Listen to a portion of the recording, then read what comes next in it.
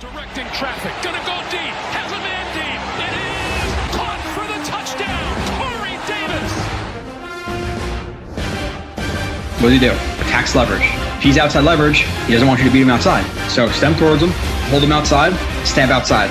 Drive face, full cell vertical, get into the blind spot, and he absolutely burns him. Corner is lost. He literally has no idea where Wilson is. Long, fast, how he approaches the game, how dedicated he is to football. He's ridiculously good, man. You have to be ecstatic.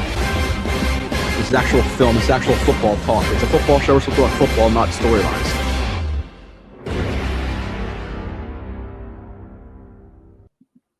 And you are watching another edition of JetX Live, sort of breaking news edition. I was going to try to get on here at 1 o'clock. I was unable to. I was going to try to get in here at 1:30. I wasn't able to.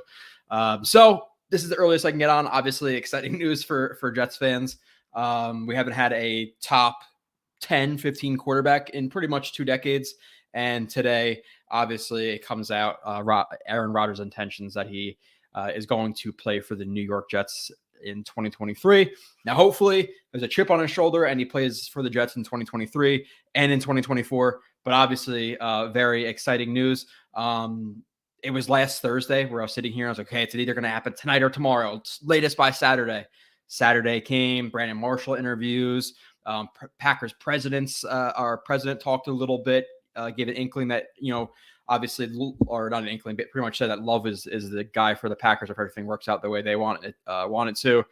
You had Trey Wingo tweets. You had a bunch of things. We were going crazy for a while. Obviously, Monday at 12 started the free agency period, and we all thought that was the deadline. Obviously, took 2 days beyond that, just refreshing Twitter, and then it finally happened. Goes on Pat McAfee, where I was watching it, and I'm like thinking to myself, of course, we should expect him to probably make a decision on the Pat McAfee show, but with our luck and how everything's been going, he won't say anything. And then that one instance in the interview, he was like, I didn't come here to make a decision or whatever. He said, don't take that verbatim. And then he paused, and it was because the decision was made Friday. I was like, thank God. But really exciting stuff. The only non-benefit of it happening today, obviously we wanted to happen earlier. I wanted to celebrate really, really hard with you guys. Like I wanted to get after it. So cracked a beer or 2 or 3. That's about all I could do. Unfortunately today, could have cracked a lot more last night or 2 nights ago, but unfortunately did not work out. But we have Nanya stopping by at some point for a little bit. We have Kyle Smith coming on in a little bit, but I wanted to get on as early as I could with you guys because obviously there's a lot to talk about with Aaron Rodgers, with the roster outlook, with free agency demands, with stuff that's coming out on social media, with Jets signings, with Jets non-signings, with Jets players getting signed, with how free agency's gone. So I might be on here for 4 hours. So that's why I had to get on as early as I possibly could. And obviously you want to strike while the iron's hot a little bit. And it cooled down from 1:30, but still I want to say hello to a lot of people. Dakota was in here the first, says, in the Lord, I've always believed in. Thank you so much. Yeah, it's definitely nice for Jets fans. Obviously, like we're sitting there for the last, week, even last like 2 weeks or so. Derek Carr obviously signs with the Saints. Tannehill option came off the board where, apparently the Titans were going to stick with him. You had obviously Jimmy Garoppolo get signed. And now what are the options? Matt Stafford and a bum shoulder potentially. That didn't really look great. So you're looking at guys like Gardner Minshew, Jameis Winston even re-signed with the Saints to be a backup, which didn't really make a lot of sense to me. But we were in a spot where it's Rodgers or absolute complete bust, which was the initial concern, right? Like that's why we wanted Derek Carr if Aaron Rodgers did not work out. And the whole timeline of the whole thing was, okay, Carr before Rodgers. And that's why a lot of people wanted Carr, obviously in a vacuum.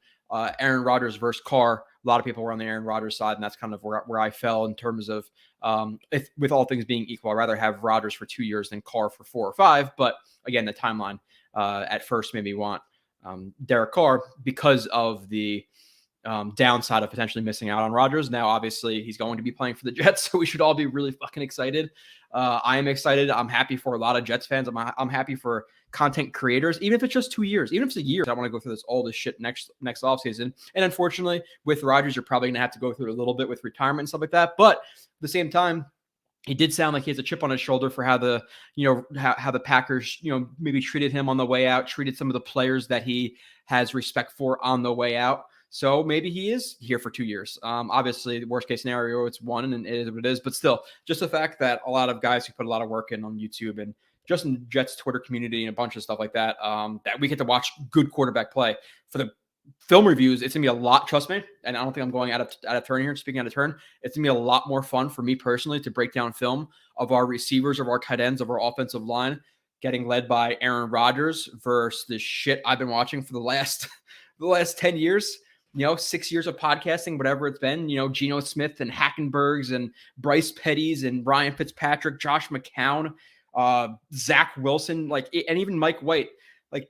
Do I love that he signed with the Dolphins that we'll talk about? And was he okay for the Jets? Sure. But are we shaking about Mike White? Are we really nervous if he comes in for the Dolphins? Not really. That's some of the best quarterback play we've seen in the last couple of years has been Mike White. So now we're going to a top 5 quarterback. I would argue at worst top 6, who any given day could be better than any quarterback in the NFL for that specific week. You obviously hope that last year. We have so many ways to get into this. It's ridiculous. How people are talking about the whole list thing and there so many directions. But the whole list thing too is the Jets are blowing up their roster. The young guys are not going to see a lot of targets or whatever because these guys are getting brought in. They're going to sign Cobb for $1 million, $1.5 million, $2 million max to be wide receiver 4 or 5. To me personally, when the roster is all done, I'm hoping that he's wide receiver 5 and Mims is wide receiver 6 or something like that because they need another 4, which I don't think should be Odell Beckham. So you have a wide receiver 4 or 5 who's going to blow up the roster. You have a tight end 4 in Mercedes Lewis, who I don't necessarily love, but at tight end 4 for a good blocker. Still apparently in this point in his career, he's not going to blow up the team. Is Allen Lazard as wide receiver 2 at best, most likely 3 in terms of targets, going to blow up the roster? No. So that's the ridiculous narrative that's going to happen. Now, if we start talking about Odell Beckham and bringing him in, am I necessarily super comfortable with Elijah Moore, Odell Beckham, and Aaron Rodgers all working in sync for the entire year, especially if they have a bad game or two? I don't really know. And Odell, I didn't really have that concern. It was somewhat of a concern, but obviously ramped up a little bit. You see the whole thing that happened with him in the offseason on the plane, getting kicked off the plane and making a bunch of passengers wait and all that stuff. And you hear his contract demands are $15 to $20 million, which can obviously be wrong. We heard prior to that Jacoby Myers was going to get, $15, $16, $18 million a year. He just signed a 3-year, $33 million deal with the Raiders or something right around there. So he, obviously the price could be misreported, but I'm not signing Odell Beckham for $15 million a year. He would deserve 8 or 9 at the max, considering 3 years, 2 ACL tears, hasn't had over 500 yards in 2 years. Now as wide receiver 3 or 4, okay, obviously that's great, but I don't necessarily love him being in the room. And even with Garrett Wilson's obviously a good receiver. He's a rookie, but he speaks his mind too. So if you have a pissed off Garrett Wilson, Elijah Moore, OBJ, Aaron Rodgers, I don't necessarily like the volatility of that. So I'd rather have a different wide receiver 4. Obviously, Cobb coming in most likely is going to be wide receiver 4 or 5, but I'm not necessarily overly comfortable with, let's say you face an injury, which in the NFL season you're obviously bound to have happen to your team. Do you want Cobb being the starting level receiver, the primary backup for the team? I'm not necessarily comfortable with that. So I hope they bring in a guy maybe in the draft in the 4th or 5th round. Maybe they sign another veteran type guy. Maybe it's a, Thielen or something like that comes for a discount. But even with Thielen, who in that situation between Thielen and Lazard is going to be comfortable being wide receiver 3 or 4. And with Lazard, I said wide receiver 2 or 3. I think he should be wide receiver 3. Obviously, now the familiarity with Rodgers maybe makes him wide receiver 2 in terms of targets, but really it should be Moore because I think Moore is the better player. And with Lazard, we talked about, obviously he got signed as well, which we'll get into all these topics, individually really dissect them. Maybe when Nania and Kyle come on, but my mind is bouncing everywhere right now. But with Lazard, we were concerned it was going to be a $15 million contract. And obviously it was 4 years for $44 million with 22 guaranteed. So it's really a 2-year deal, $22 million. And if he plays well, you keep him at $11 million and the cap goes up. That could be obviously a steal for a starting level receiver, but I think he's a little bit worse than Corey. And I obviously have to watch, and people, thank God this also frees up me watching film now too. Show me the picks are going to be traded, and hopefully today, hopefully in 5 minutes he's actually traded for, but we'll see how much the Packers dig their heels in, or if that report is true by Aaron Rodgers saying they're digging their heels in. And the Jets have known since Friday what his intentions were, but the Packers are just trying to get more compensation. But I'm excited to watch guys now. Now I can really watch Clark. Now I can really watch Lazard, obviously, because I was waiting for a freaking, 2-season Aaron Rodgers review that I have to prepare for now. So you're going to get 2021 MVP season. You're going to get 2022. Was it the receivers? Was it the injury potentially? But I still think we should expect him to be a top 5 to 6 quarterback, especially the way Josh Allen played last year. There's going to be some games where he could be better than him. Obviously Herbert is good, but he has some struggles as well. So the only guys who I think are locks better than him pretty much every game is Burrow and Mahomes. But even if top 5, like, what are we talking about here? When's the last time we've seen top, minus a Fitzpatrick year, which I would say he was at least an average quarterback that year, probably a little bit worse, but to be realistic, how many times did Decker and Marshall bail him out? But when's the last time we've seen even average to above average quarterback play? Legitimately, it's been since obviously the 8-3 start with Brett Favre, but that kind of gets washed to the back of your memory because we then ended the season on a 5-game losing streak, whatever it was, and missed out on the playoffs from that point. And past that, we really haven't had much. So top 5, man, I'm excited. I'm excited, obviously, that they didn't miss out. And we're not going to a bunch of these backup scrub options. Now, where are we going to be at in a year or two?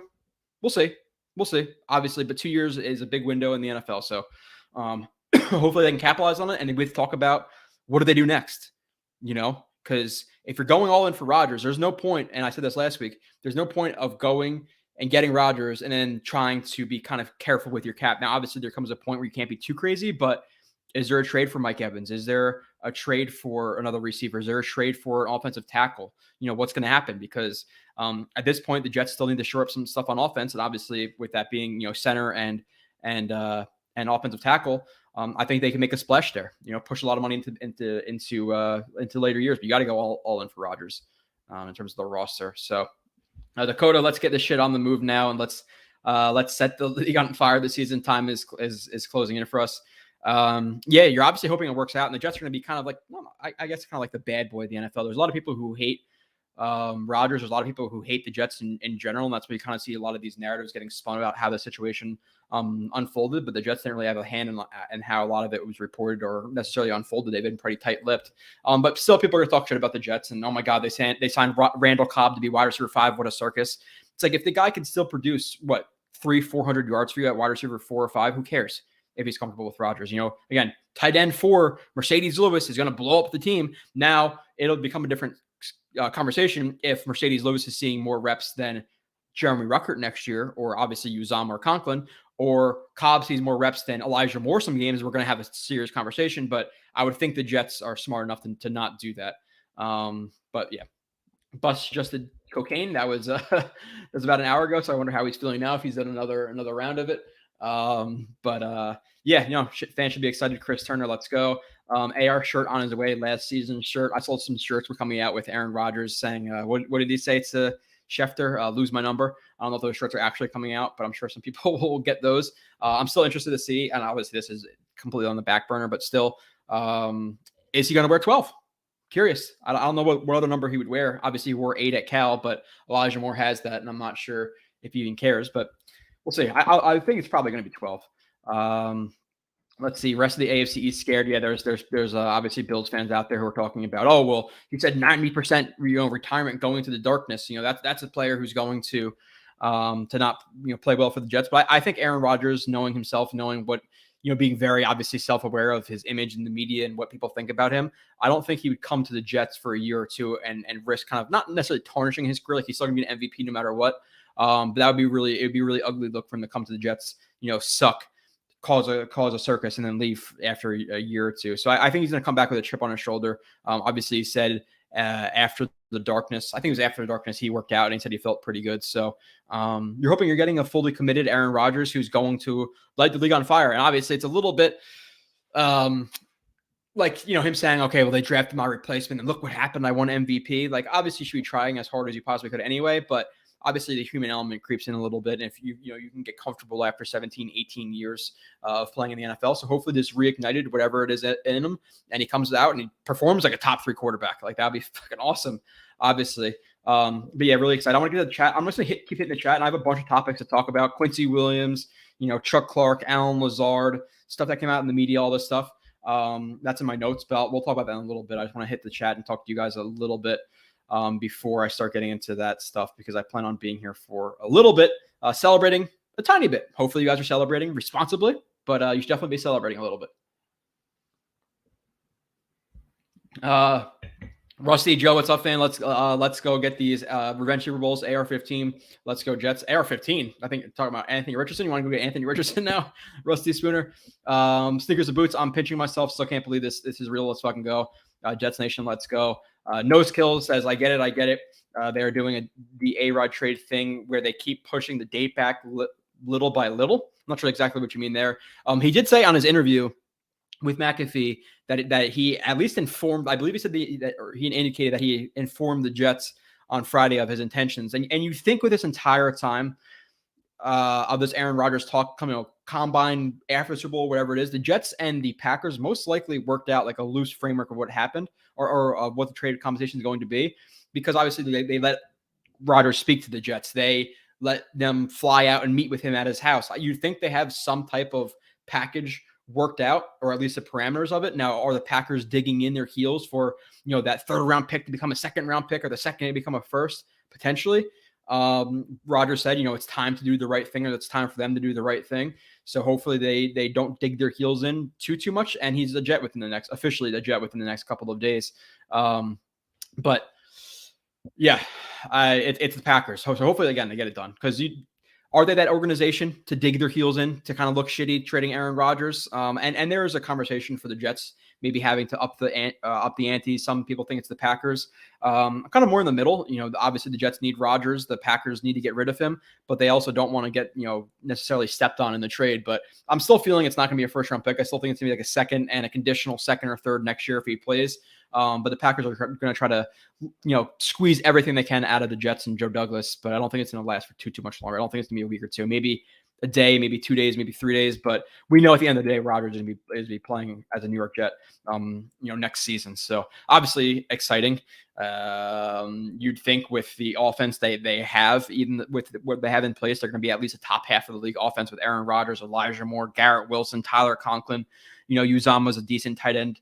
A tight end too, Breece Hall coming back, hopefully healthy, and then supported obviously, even more importantly, almost by a top 5, top 10 defense, especially if they make a couple more moves. I think they've been doing pretty well on the defensive side of the ball. Getting Chuck Clark as a strong safety, I like that. I like him more than either one of Whitehead or Joyner last year.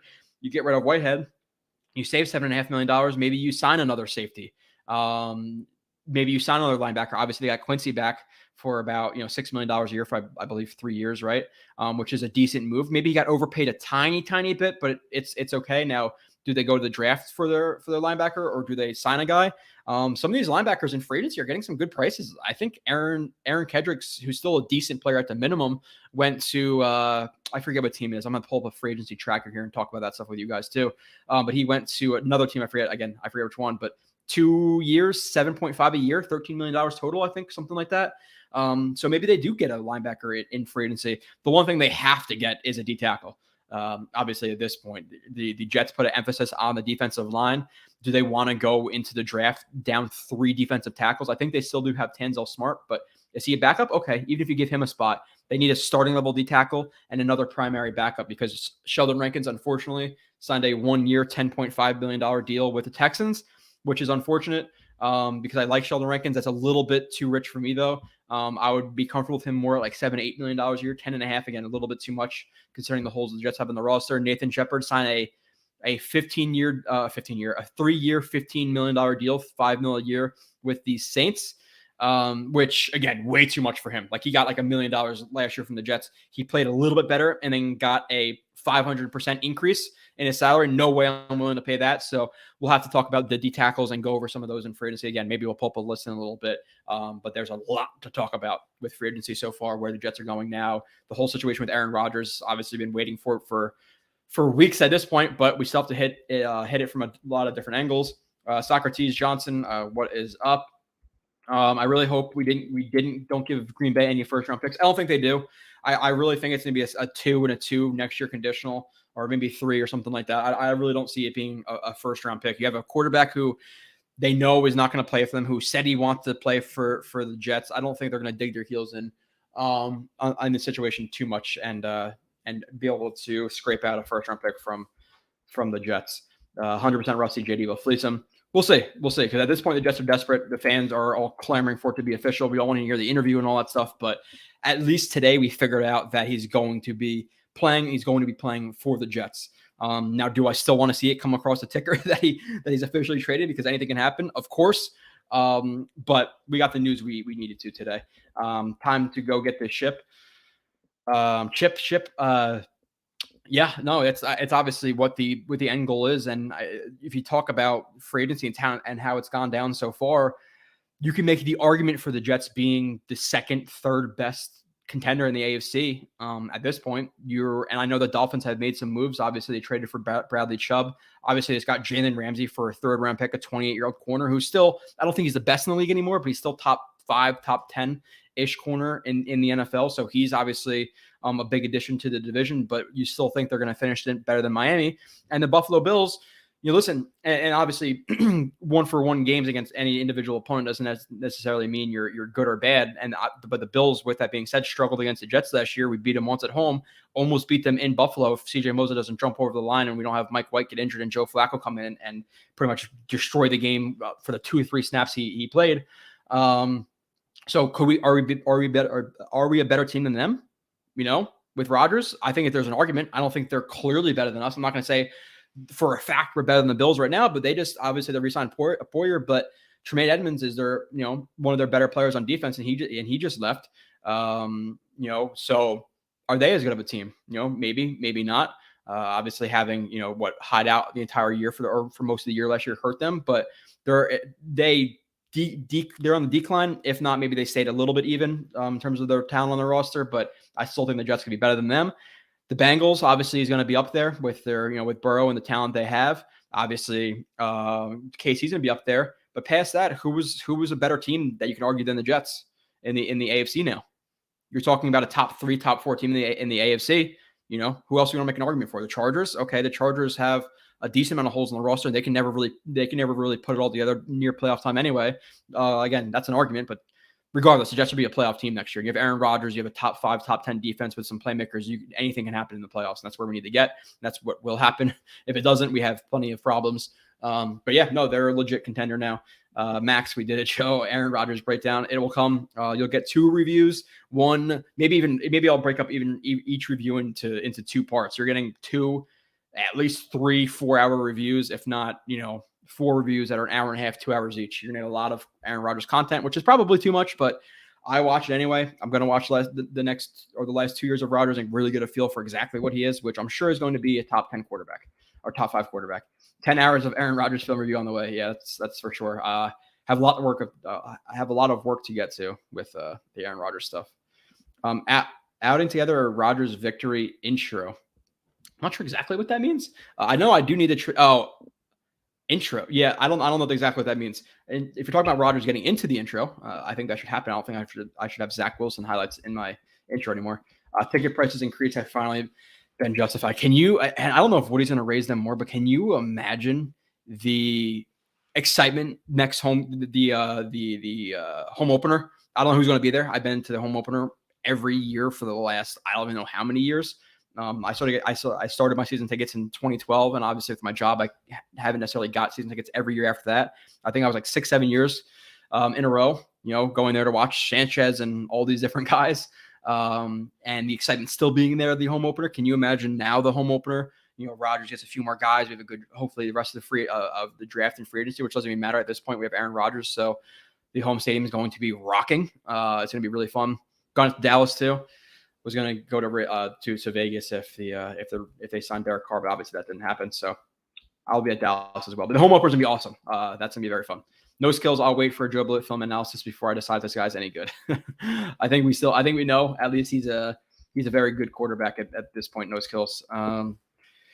Listen, now is he going to be an MVP candidate? Maybe not. But we'd be foolish to not acknowledge that Nathaniel Hackett, who he said was a big part of his decision coming here, and a guy who has a lot of respect for, he was the MVP under him as OC twice, and obviously you have LaFleur calling the plays there. But I'm sure Hackett is involved a lot in the game plan process and a lot in terms of the offense in general. So Hopefully he bounces back. And even last year, he had 25 touchdowns and like 11 picks, or 26 touchdowns, 11 picks. Like that, that's a down year for Rodgers. That's the best we've had in how long? So I'm expecting still a very good year from Rodgers. Better than last year, and I would say closer to the MVP level. I'm not sure if it's exactly to that level, but I think you're looking at a top 10 quarterback at the absolute minimum, and I would hope for a top 5 guy. But I don't see him being anything worse than a top 10 guy, which again is a lot more than we've ever had. So with the way how to see the contract works out, we have to see what the exact trade compensation is, but rankings of Texans, let's go. Chris Turner watching A-Rod highlights as we speak. Of course you should be. And you want to watch the career highlights of Aaron Rodgers, but then if you get a highlight from 2010 2010 when he was playing the Jets or something like that, or in a Super Bowl, that might be a little bit too far out. But yeah, watch some highlights of 2020 and 2021 Rodgers winning the MVP, because he's going to be closer to that level. I think he could be that level, but he's not going to be as spry as he was 10 years ago. So Nick Allen Wu, BCS Jets, this is great. Jealous Beanbag 56, the players leaving that they have the opportunity to come back only care about money and not winning. Yeah, it depends though. Like how much? Like if the Texans are offering Sheldon Rankins $10.5 million and the Jets are only offering $7 million, is Rankins, who has to make the money at least? He has to make the money he's making in the NFL last the rest of his life, pretty much, at least that large of a sum. Can we blame a guy for not taking a $3 million less a year contract? No, I can't. But there'll be some players. There'll be some vet tackles, vet centers. Maybe Ben Jones, I think, is still out there. But some of the other guys, I think the guy from the Niners went back to the Niners. He's not out there anymore. But the Jets need a center. So are there going to be some guys who come at a discount rate? You think so? So we shall see. We shall see who's exactly going to come. But players will. You're assuming if at the bare minimum, there's not the jet tax anymore. There's going to be no guy who comes here like, they're offering me a good contract, but it's the Jets. They suck. I'm not going to come there. There's going to be players who legitimately want to come and try to compete for a Super Bowl. Calais Campbell was cut a couple of days ago by the Ravens. Is he a guy who wants to come, not so far, east and play for the Jets as a D tackle? Maybe he's in the rotation. The Jets obviously need D tackles. Is he willing to give them a discount? There's going to be some players who are veterans who want to come. And again, I still think personally the Jets are going to go all in, and they're going to figure out contracts, and they're going to make some type of big move in the trade market, whether that be for a receiver or for a tackle. At this point, I'd probably say I'm leaning more towards the offensive line, just because assuming Moore is not in the trade package, which Josina Anderson said he's not, but how much do we believe Josina Anderson? I don't put a lot of stock into pretty much anybody's reports, but apparently he's not going to Green Bay in the trade. So you have Wilson, you have Moore, you have Lazard, another guy getting traded, unless Moore gets traded, would kind of be squeezing a lot into the receiver group. I'm not sure the juice is going to be worth the squeeze kind of with that in terms of all the investment into that position, because you're not going to have 4 guys in the field too often. Obviously, you do it more if you had a lot of good players, but you want 3 starting receivers, and they have that. So I would urge them to trade for a tackle or a big time center or whoever it may be. I don't think it's going to be anybody on defense, but still. Let's go from Daniel Murphy. Great day for the Jets organization. I'm still back to like before I even started, I think. Taylor Rapp or Julian Love at free safety, Ben Jones at center, Calais Campbell. Okay, yeah. So look, you mentioned Calais Campbell. I'm not sure if Calais Campbell is an exact fit, and I'd like to see kind of what he did on film before I'm exactly going to commit for him. But let's say he's still a solid D tackle and he fits the 4-3 scheme that the Jets will be running. Obviously, I'm willing to bring in vet options, especially on defense. Get a stopgap guy at linebacker, get a Nicholas Morrow, get an Anthony Walker, get a Calais Campbell, get a stopgap guy at free safety. I was hoping for Jimmy Ward. He signed with the Texans, so that's unfortunate. But I think at the minimum before the draft, you want to see them bring in a safety, a starting level D tackle, and then a center. That's the top 3 for me, but we'll see exactly what's going to happen there. I'll go through the chat a little bit more. I'm going to send the invite link to Nanya in a few minutes. He'll jump on. I think Kyle's jumping on at around 5. Again, we have so many topics to get into, and maybe I should be a professional and have like a nice, written out, notepad of what exactly I want to get into, but it's all over the place. So this chat and me are just going to go in 1,000 different directions the next 3 or 4 hours. So excuse me on that one, but this makes 11 of of 12 years are unwatchable football worth it. I'm assuming 11 or 12. Yeah, minus 2015, it's been pretty much unwatchable, right? Sneakers and boots. Last year was somewhat watchable. The end of the year was not watchable. But yeah, 2015, that's about the only year we've had. And a lot of the years it's not like unwatchable, like, oh, we're just 7-9. It's like, no, we're 2-14, 4-12, 4-13, whatever it's gonna be. So we've been out of it, not just at playoff time, but there's for pretty much every year, the last 3 years, the second or third week of the season, I'm like, it's over. We're done. Like the Darnold year comes out, good game versus the Bills. We obviously choke it away. Mono happens. You have Zach Wilson's, and then you have obviously Gase the year after that. We know we're going to suck. Then we have the, Zach Wilson's rookie year, which, okay, first game was somewhat exciting. And then you get blown out versus the Pats, get blown out versus the Broncos. That sucked, so it's fun. It's definitely going to be a lot more fun than it has been in recent years. And us over every single fan base in the NFL deserves a watchable quarterback because we haven't had one. Again, I'd argue that the Jets in the last 20 years is the worst quarterback situation, or have had the worst quarterback situations in the last 20 years in the NFL. There's no other team. Like every other team at least has had something. The Jets had 1 year of Fitzpatrick, but past that, Sanchez was nothing. Let's be realistic. He was carried by the defense. You had Chad Payton, who was injured. You had Brett Favre for a little bit more than half a season. His shoulder fell off. You had Sanchez, Hackenberg, Greg McElroy, Kellen Clemens, all these guys. We thought Brett Ratliff was an answer for a little while. He got traded to the Browns for obviously in the Sanchez deal. It's been so bad. It's been so bad. So the fact that we get to watch a guy who's going to be top 5 in the NFL or top 5 quarterback guys that would be a future Hall of Famer with a chip on his shoulder coming to the Jets, hopefully to win a Super Bowl, we deserve it more than anybody. So I'm very excited. Jets, mess. Let's go. All right, what's up? Happy tanking. What's up to you? Harry W. After 54 years of waiting, I have a shot at my second Super Bowl. Yeah, man. I'm sure there's going to be a lot of Jets fans who are excited going to games. A lot of guys who are on the road. Going to games is going to be fun to meet you guys and tailgate with some of you guys. I'm sure some of you haven't been at games in quite a bit. The midday Wednesday show with Blewett, best offseason in 15 years, the irony of it all. Yeah, it got so scary because we were playing almost Russian roulette, Carr was gone. Garoppolo was gone. Tannehill's off the trade market. Lamar Jackson, that's obviously a messy situation. So it was AR or Minshew or White or bust. Like there was nothing out there. So the fact that we have waited all this time for a quarterback, and especially this offseason, we thought it would be done weeks ago, days ago. I thought it would be done last week. I remember texting Kyle, I think last Wednesday, literally saying like, hey, if you can come on, can you come on if Rodgers breaks the news, or if Rodgers news breaks. A week later, we're still waiting for it at 1:00. Then he talks to 15 minutes or 20 minutes about what the Packers did to him in his darkness retreat and all this stuff. And then finally gives his answer. That is the longest 20 minutes of my life. Happy tanking. I am 50 years old, a lifelong Jets fan. I'm still waiting for my first Super Bowl. I'm going to try to get through this chat the next 3 hours. Obviously, I think you guys know, with a ton of people in here, over 300 people in here, I'm not going to be able to answer every single chat. So I know some people get frustrated when their chat's not answered. But I'm going to do my absolute best, but it's going to be hard just because of the volume. And then obviously with Nania popping on in a little bit, and then Kyle Smith being on as well.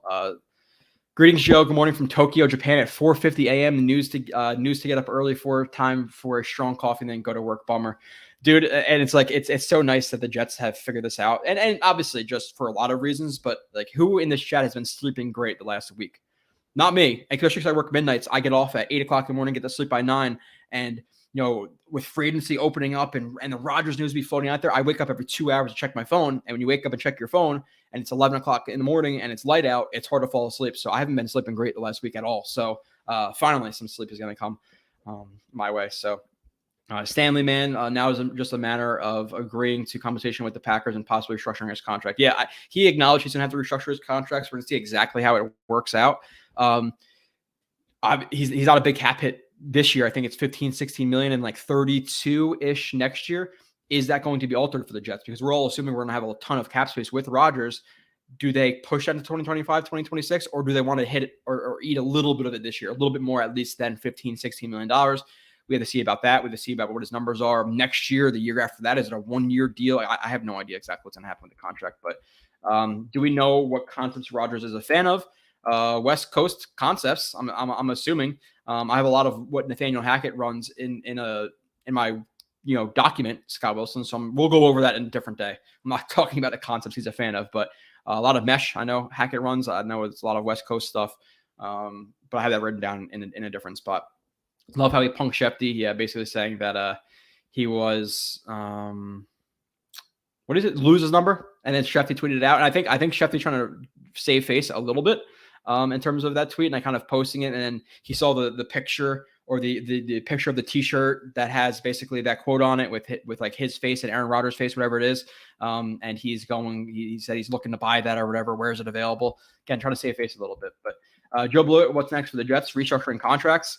What happens with Lawson? What happens with Lawson? What happens with Corey Davis? At this point, we're going to assume Corey Davis is traded, obviously, traded or released, sorry, $10.5 million. I don't think they're going to pay him $10.5 million to be wide receiver 4, which kind of, again, leaks into, are we going to pay Odell Beckham $10, $15, $20 million, whatever he wants to be wide receiver 3 or 4? I don't think so. But Lawson, Davis, Whitehead, what are they going to do with that? So I'm assuming some guys are going to get cut, restructured in the next couple of days, if not the next couple of minutes. I'm not sure exactly what's happening on Twitter, but there's some stuff.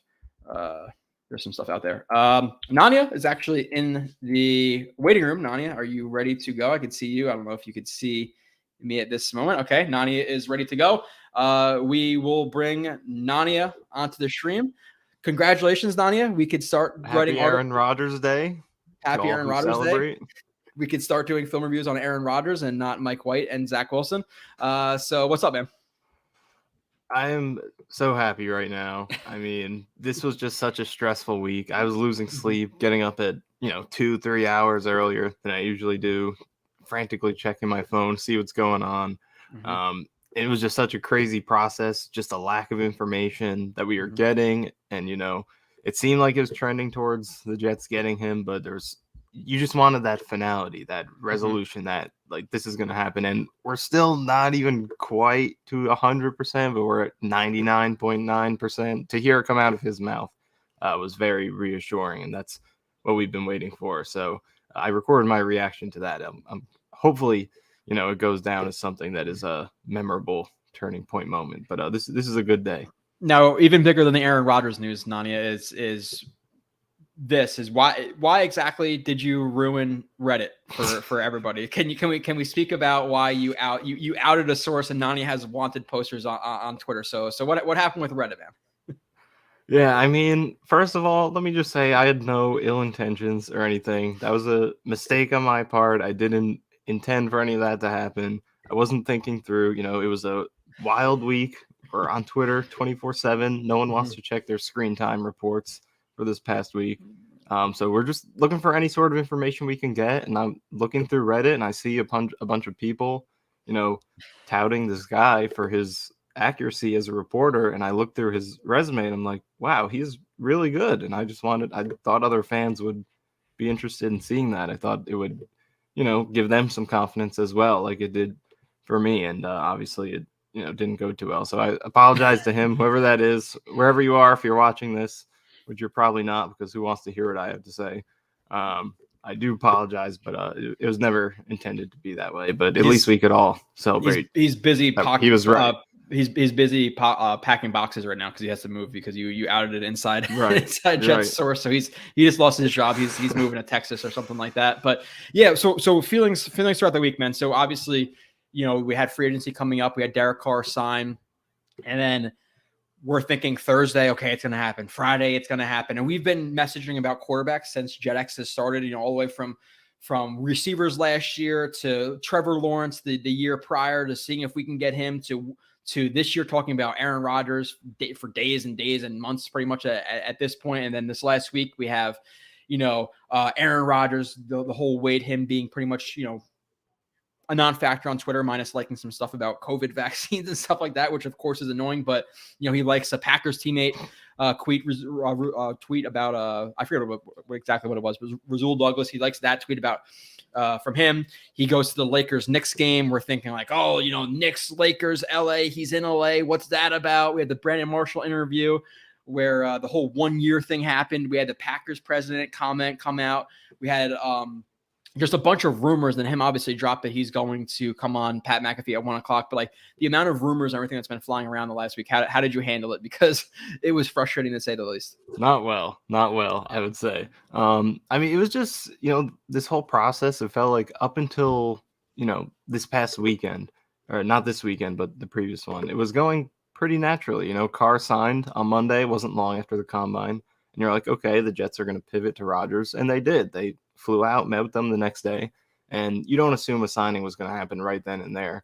But, the next day comes and no signing. You're like, all right, maybe a couple days. Then Thursday comes and you get that Diana Rossini report, which is like, they're optimistic they're going to land him. This is close to happening. Then it doesn't happen that day. It doesn't happen Friday, Saturday, Sunday. And you're like, we're hours away from free agency here. Is this thing going to drop? And then 12 o'clock gets here and you're like, we're still not here. And once we got to that point, I started to drop it. I was like, you know what? This will happen when it happens. Someone will text me. Definitely. I'm not going to frantically refresh as much as I was because I was on top of it constantly. I was checking the likes on Rodgers' account. I was looking for any signal I can get that something was going to happen. But it was really one of the most bizarre situations that I've experienced watching this team. It's just, I feel like it was so unusual how little information we are getting. And as we know now, it's because Rodgers was just doing such a masterful job of blocking everyone out. He just would not allow any information to get out there other than the legend himself, Trey Wingo, of course. So, it was a really bizarre situation to track, just the way it kind of stalled and there was no information. Yeah, the Trey Wingo report at first, like obviously him saying that he's going to meet with the Jets, whatever that was, that came to obviously be factual. So he gave him some credit there. And then what was it, yesterday or 2 days ago, where he said it's pretty much a done deal with the Jets. I'm not sure exactly when it came out, but I felt a little bit better about it. It was 2 days ago, right? Was it 2 days ago? Yeah. Okay. Again, so much of stuff has happened in the last I can't week, keep track. I've lost track of the lore at this point. Someone's going to have to write a book on all this. It'll be like an ESPN show or something like that. I don't know what's gonna. I'm sure some of it will be actually focused or on One Jets Drive, which we'll see. It'll be on Hard Knocks. We're definitely getting Hard Knocks now. Now the thing with Hard Knocks is, do you think the Jets, with all of these players, obviously trying to make a Super Bowl run, especially to get OBJ, but nonetheless, even with the players that they have now, do you think they'd want to be a part of Hard, or they could be forced to be Hard Knocks, right? Because they haven't. Yeah, I don't think they choose, right? It's between whoever's the candidates. I know there's like a criteria for it. Yeah, I know that there's teams, like there's a couple of teams who are eligible, but I'm not sure if you can force a team into doing it. But I'm assuming if Hard Knocks did have the option, they would want to make the Jets obviously the option for this year. Everybody would watch that. But when you were watching, I'm assuming you watched the Pat McAfee show today. Yeah. And when Rodgers was saying that he didn't come here to make a decision, like indicating that he didn't come to the show to make a decision, did your stomach drop a little bit? Yeah, just the way it was going. Really in the start, he started, describing his Packers tenure. I was like, this is really starting to feel like exactly what I feared, that he was going to come on here, give non-answers, and just, come on here for some reason without giving a resolution, which would be odd, but I definitely felt like was possible. And it seemed like it was going that way. And he said, I didn't come on here to make a decision. But then he quickly went off of that. And he's like, because the decision was already made. And then when he said that, I was like, all right, that's what I wanted to hear. Then he built on that. And he said, he was working out. He felt like he was ready to play. And I intend to play for the New York Jets. It was, LeBron decision vibes there. So it was as soon as that moment came, I was celebrating. I was like, we could relax now.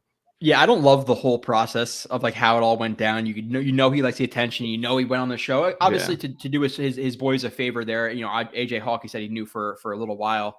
I don't love necessarily all the attention that came to the Jets and some of the negative stuff. Obviously, people are already negative toward the Jets, and now you have this whole decision thing with him. Some people are going to hate the Jets a little bit more even now. But what do you think about some of the comments he made in the Pat McAfee interview? He said he was 90% to 10% going into the darkness toward retirement. Do you believe that? Do you think he's trying to kind of almost like put a bigger like a chip on his shoulder, or talk like how basically have the Packers like screwed up and now he wants to come to the Jets? Like what do you think about the 90-10 thing? Because people say obviously if you're thinking about retirement, you should pretty much retire because you're not going to be as good when that's kind of leaking on or on the back of your mind. But do you think it's really 90-10, and what do you make about those comments in general? Yeah, that was fascinating to hear. But I think the way I came away from pretty much everything he said, the way I was feeling is that it really does seem like he's very motivated at this point. It almost feels like the Packers kind of, pissed him off back into playing. It's almost kind of the vibe I got from it. So that has always been one of the questions with pursuing Rodgers is, how much is he motivated? Is he just coming back to get that last check? Because there is a lot of money on the line that he'd be giving up by retiring. So is he just playing for that? Does he really want this? But I think the way he kind of laid it all out, and, maybe it is him just, framing it in that way. And it's not true. I guess we'll find out. But the way he put it, it did seem like he does have a chip on his shoulder to really prove himself and show that he can still play and doesn't deserve to be treated the way he was by the Packers down the end of the line there. Now, would you make of his list, I guess, when it came out initially, Yeah. and then him saying he didn't give a list of players? He kind of just talked about he talked to the Jets and talked about players in general. And he said he mentioned a bunch more players that he's played with over his career that he likes, and not necessarily just a list of players. But what do you think about the list?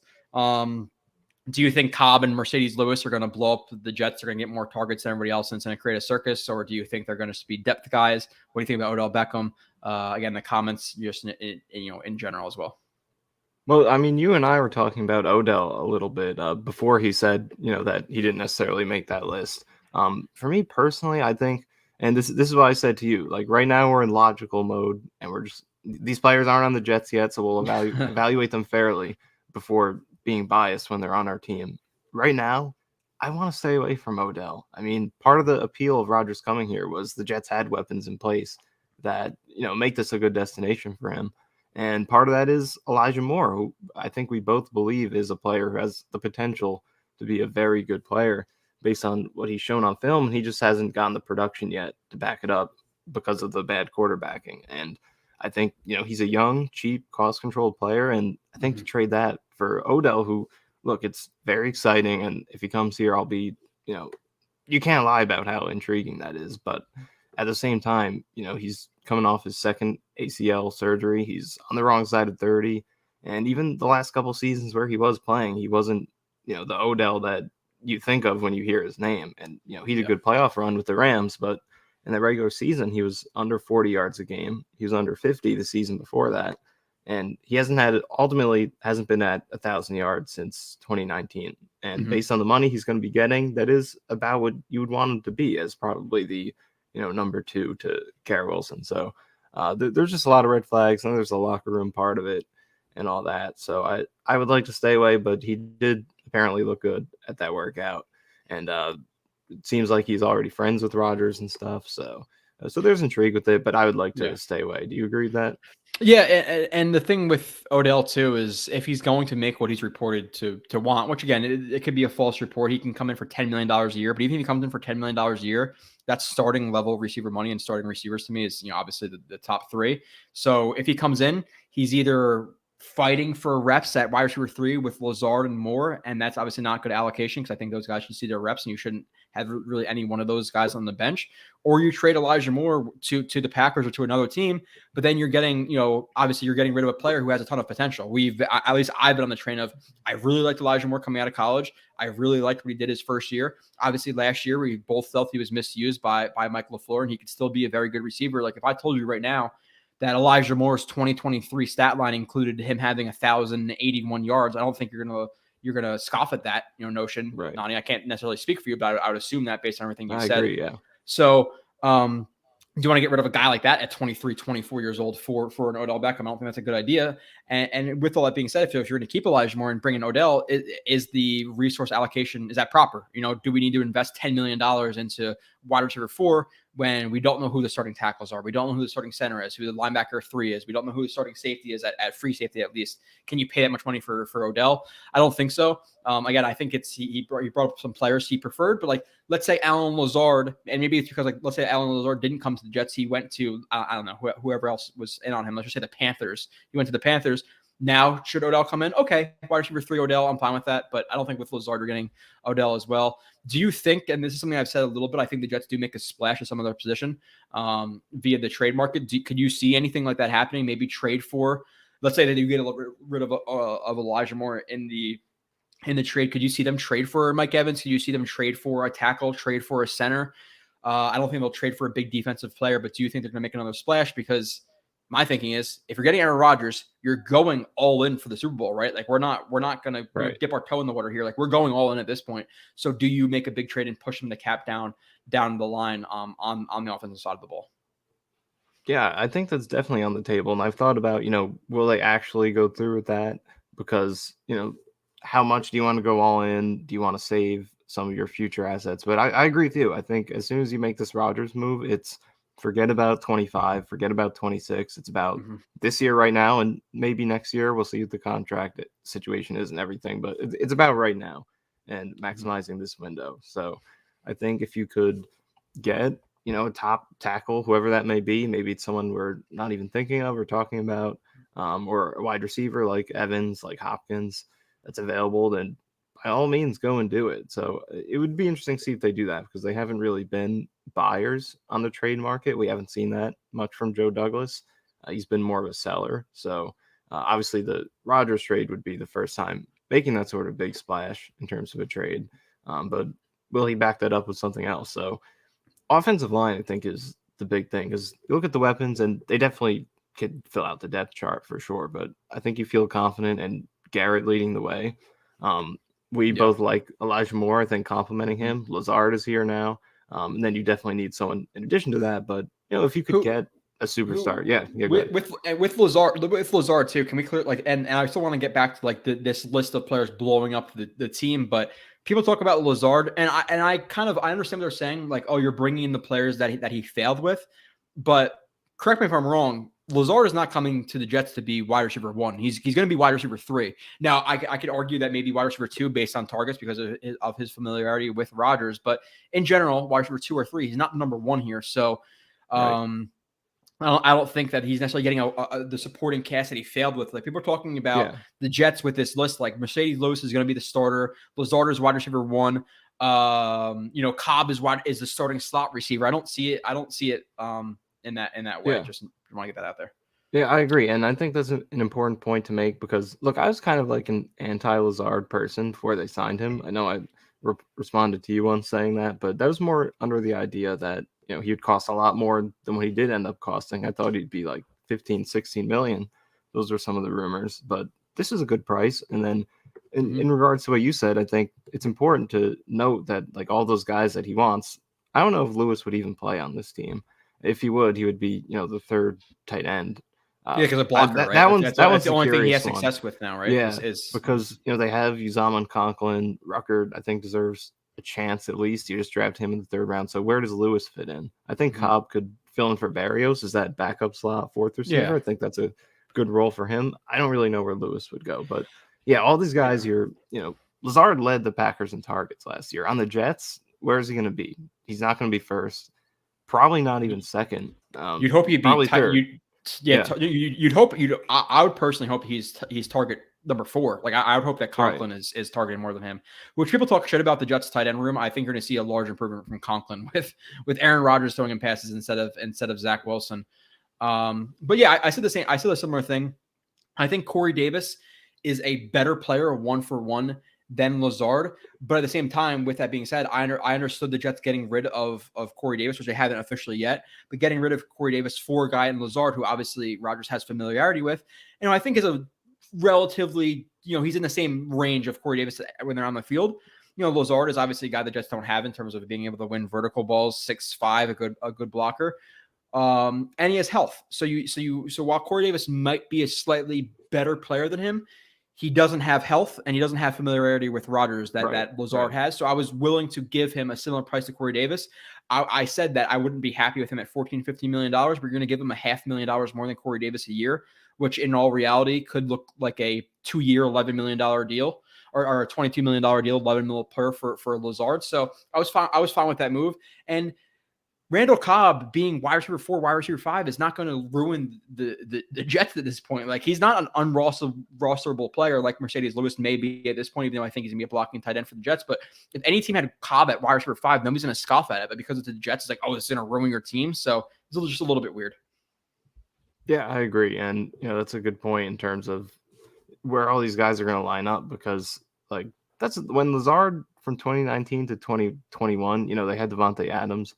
And Lazard was getting 40, 50, 60 targets a year. He was very efficient with the throws that he got. He caught a high percentage of his targets, made a lot of big plays, and scored a very good number of touchdowns for what he got. And last year wasn't as great, but he's not fit to be the number one guy, but he's not going to have to be that here. And I think Cobb fills a hole that they have right now because they don't really have anything past Garrett Wilson, Moore, and Alan Lazard. You can't rely on Mims for anything at this point. And other than that, they pretty much don't have anything. So I think you'd be filling a hole there, really. Now with the tackle position, do you see it being a trade, or do you see anybody out there who's worth targeting? I know like McGlinchey or whatever his name is, or I think he signed with the Bears. So what do you see happening in the tackle position? Because it's interesting that you have Brown. Is he better than last year? With his shoulder obviously being repaired. Mekhi Becton, give him credit, dude. He posts a picture of him every day, and he looks like he's 350 pounds, not 370. Like when he came to the Jets, he looks like definitely lighter. He's obviously he hasn't played in 2 years. You have Mitchell, who we both agree was good relative to expectations, but we don't want him as a starter. Do you see the Jets making a big investment in like a trade or a draft pick at 13, or maybe they see a guy, and obviously we don't know how this will exactly go, but do they figure out how to get a David Bakhtiari on the team who's been injured, or a Taylor Lewan, who I know has been injured, didn't necessarily have the best words for Keith Carter, the Jets run game coordinator and offensive line coach, but he also said it got better, I guess in the later years once he got used to Carter. So could it be a Taylor Lewan? Like, do they make a splash signing or a big move at tackle, or do they see their position? Okay, we have a lot of question marks, but hopefully one of those question marks can work out, and they get a veteran guy who, you hope Bakhtiari works out, but if not, you have Dwayne Brown, you get Lewan. If he doesn't work out because he gets injured, you have Mitchell, you have Becton. Like, do they just add another guy to the pot, or do they really solidify it with an Orlando Brown or trade for player X? Like, how do you see it personally working out? Because obviously it's a big need, and then we get the center after that. Right, yeah, that's a big question right now because I think the offensive line, it was already the biggest issue coming into the offseason, regardless of who the quarterback was. Outside of quarterback, second biggest issue, but now that it's going to be 40-year-old Aaron Rodgers by the end of the season, it's extremely important. You want to give him all the protection you can get. And, you hope Becton stays healthy. He's all the talent in the world if he does. But that at this point that it's something that's hard to count on. And then outside of that, you don't even have a starter level player on the other side. I don't think Dwayne Brown really is that. I know he was playing hurt last year, but as he gets older, it's not as if that's going to get much better. Like best case scenario is gonna be like slightly below average at the best scenario for Brown. He's a great security, plan to have in place. But if you're saying like, all right, we got Dwayne Brown, he's our starter in 2023, I don't think you're trying to win the Super Bowl as much as you should be with Aaron Rodgers. So there's more to do, but a lot of those free agents are off the board, like Caleb McGarry, Mike McGlinchey, all these guys. Juwan Taylor. I mean, I didn't expect them to pursue one of those top tier tackles, but maybe the trade market's where they do it. Even Juwan Taylor had a massive contract from the Chiefs. Yeah, he had a huge contract. So you would like to use the 13th pick if they can keep it on a tackle, but do you go into the draft, relying on that to fill that hole? That's always a tough thing to do, a risky thing to do. So I would like to see them get aggressive somehow and trade for someone. Just make sure you can get as much talent and reliability on that unit as you can possibly get going into the draft, because we like the prospects there that could be available for them at 13 if they keep the pick. But as always, it is difficult to say that's how we're going to fill this position, because you just don't know how the draft is going to play out, especially when you're at that midpoint of the first round. So I want to get to a lot of the comments, but I have like my comments from 4 o'clock on the screen, and I also have my phone up, so I see the newer comments. But we got a comment from Barney Miller. It says, Nanya, who's your Aaron sounded like? Is that some AI stuff? So have you actually been having conversations with Aaron Rodgers that you've been putting up on Twitter, or are those fabricated in any way? No, they're 100% real. I've been having daily conversations with Aaron. I haven't revealed much of that information other than what is in the clips that I shared, but we're very good friends. He just, as you guys know, the information was tight. I was not allowed to reveal anything. And I've played my role really well, pretending that I'm, an unknowledgeable fan who doesn't know anything. But we are close friends. All those interviews are 100% real. So going to the center market too, I know you stand for the center from the 49ers a little bit. We've heard some rumors that Graham Glasgow could be a guy for the Jets. We see that Is it Ben Jones? Is his name for the Titans? The center there who's 32 years old. What do you see happening there? Is it McGovern? Because again, me personally, you want to figure out the offense before you figure out the defense. Considering you're bringing Aaron Rodgers in, you want to maximize your asset. A la bring in a center, a good left tackle, a good receiving core. You don't want to give him shit to work with. So center is obviously a position that is a need for the Jets. I'm not one of those guys who just says, oh, go into the draft and draft guy X in round 3. He'll be there, because obviously we all know what's going to happen, end up happening with the draft. So, or obviously the draft can be very, unpredictable. So you don't want to just bet on the draft. So you'd think the Jets would bring in a veteran center or trade for guys a little bit younger, but Bradbury's off the market. The market seems like it's not crazy high for centers. Bradbury got signed for a good price. Very so surprisingly cheap for them. So what do you say? Yeah, I mean, Jake Brendel is that guy who I was all in on from the Niners. And as it turns out, the Jets actually were apparently very interested in him. Offered more than the Niners, it was reported. But they weren't able to land him. But all these centers have gotten much less than I expected. I mean, Bozeman, Pochik from the Browns, and Bradbury from the Vikings. Those are supposed to be the top guys. They're in their prime. They're solid players, and they all got $6 million a year. And like, you compare that to McGovern, who got $9 million a year 3 years ago. It was pretty surprising to see how cheap these guys were. Mm-hmm. And even more surprising that the Jets weren't in on one of them, considering that. So maybe McGovern is back on the table at this point, but Ben Jones is interesting to keep an eye on, because he has that connection with Keith Carter and Todd Downing from the Titans the past few years. And, we do have PTSD from Ryan Khalil and, signing an older center who's had injury issues. So, it wouldn't be a slam dunk, Ben Jones had concussion issues last year, but he apparently played pretty well while he was on the field last year. So he could still have something left in the tank. But they got to sign someone, because you can't just say, let's draft this center in round 2, round 3.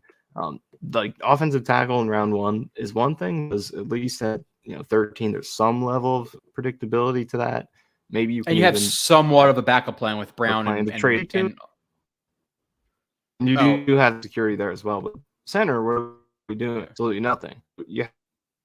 Yes, sorry, you were breaking up a little bit. Somewhat, he's our center kind of type who's played.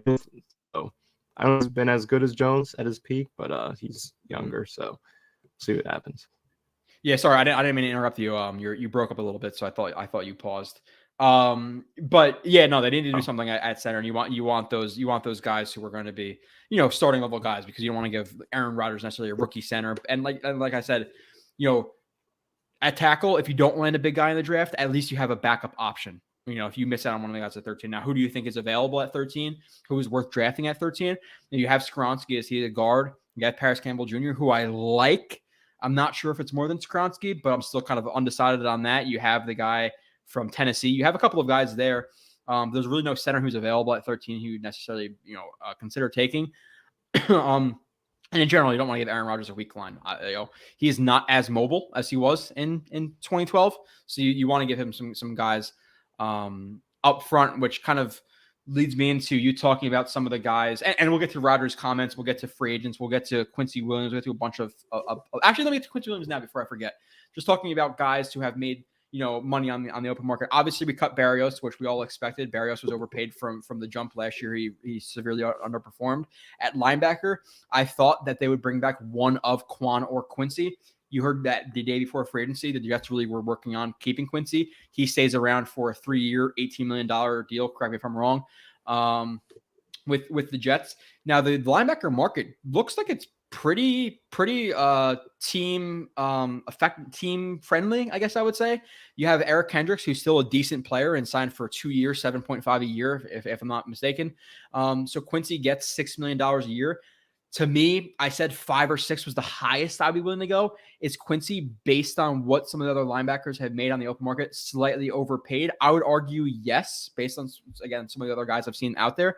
But is the market so good right now that instead of going to the draft for their linebacker, you'd be willing to spend on a guy? Because, again, just assessing cost and the value these guys provide, I think you can get at least a solid level linebacker for $3, $4, $5 million a year right now. And is Quincy's price fair? I would throw in there as well. Yeah, I mean, for me, I think it was a good deal. Like you said, it's definitely compared to pretty team-friendly market, probably on the higher end a little bit. But considering it is a team-friendly market, why not bring back your, solid starter for 5 to 6 million versus filling that hole in the draft or just leaving it unfilled and not knowing how you're going to fill it? Because I think Quincy Williams took that step up this year, and in 2021, I think he was struggling a lot more than people realized because there were big highlights, but he made a lot of mistakes. But this year he was more consistent. I think the highlights were accompanied by better consistency and stability. So he's pretty solid, average, maybe above average starter. And I think to get him back for that continuity, you please Quinton Williams and just he's a great locker room guy and all those things. And just on the field, I think, like I said, he's an average starter. And this is a position that's not a premium position, and I think the market value of the contracts backs that up.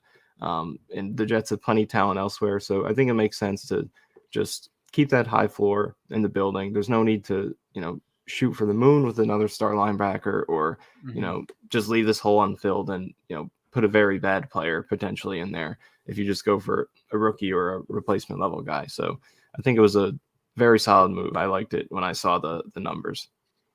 Yeah. Now with the whole Aaron Rodgers thing, obviously he indicated, actually just straight up said that the Packers are digging their heels in terms of the trade competition. He told the Jets on Friday his intentions, or told the teams involved that what his intentions were on Friday. So I think in general, the Jets and the Packers have had a loose framework on exactly what the trade was going to be, because then why let him visit with the Jets, or the Jets come and visit him, etc. So do you think the Packers maybe risk getting some egg on their face in the situation if they hold out and look kind of like a douchey team in terms of holding out for more compensation? Do you think it gets done soon? Like exactly what do you see happening with the trade compensation aspect for the Packers? What does it end up being? And do the Packers, wait for a week, 2 weeks, a month for a trade compensation, or does it happen fairly quickly? Well, Trey Wingo, who's the expert on all things Rodgers, it appears, he just said, I think it was within the last 30 minutes or something, but apparently he said that he thinks the deal is 99% done. And people are saying this will take a long time. That's not accurate. 99% of this deal is in place. That's the quote. So we trust all things Trey Wingo says at this point.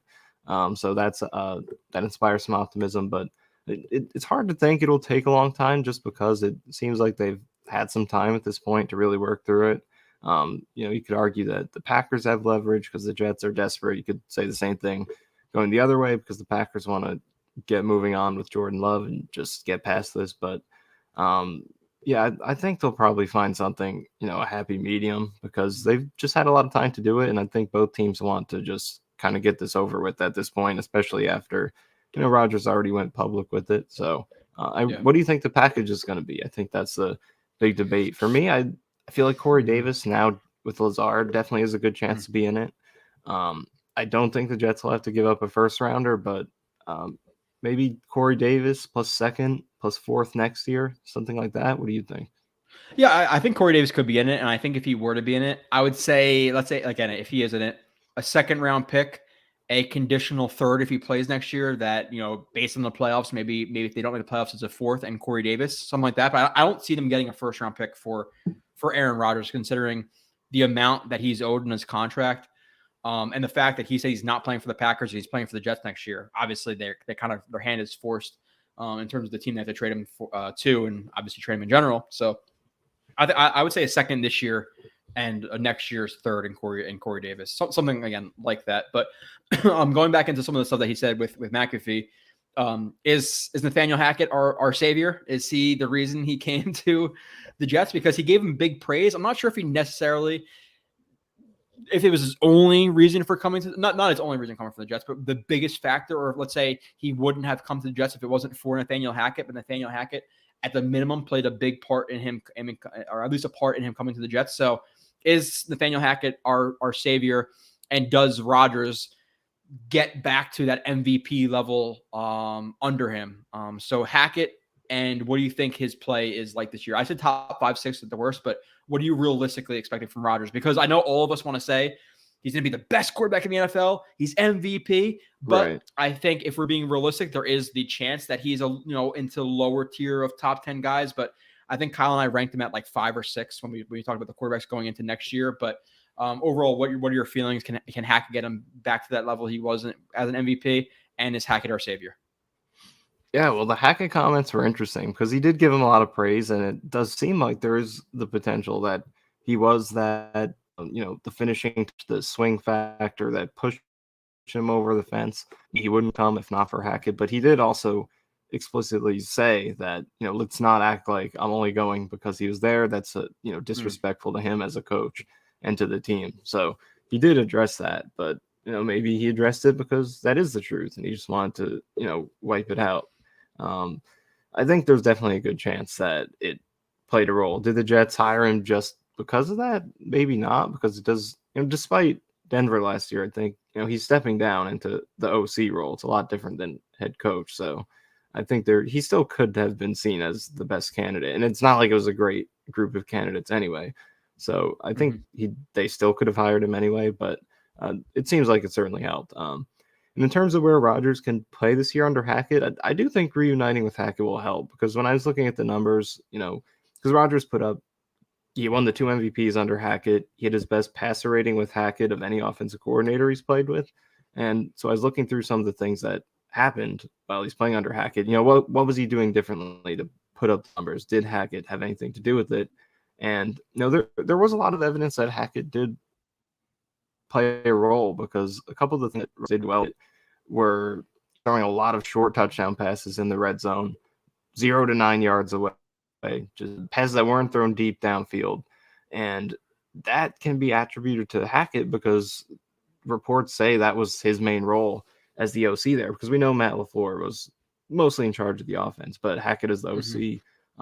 Red zone game planning and design was his primary responsibility. So the fact that Rodgers he's thrown a lot of touchdown passes, especially, like I said, passes that are short, less than 10 yards. You can attribute a lot of that to the play design. And a lot of them were just, throws into the flat, even screen passes, just passes that, obviously Rodgers is great, but they schemed up a lot of stuff for him.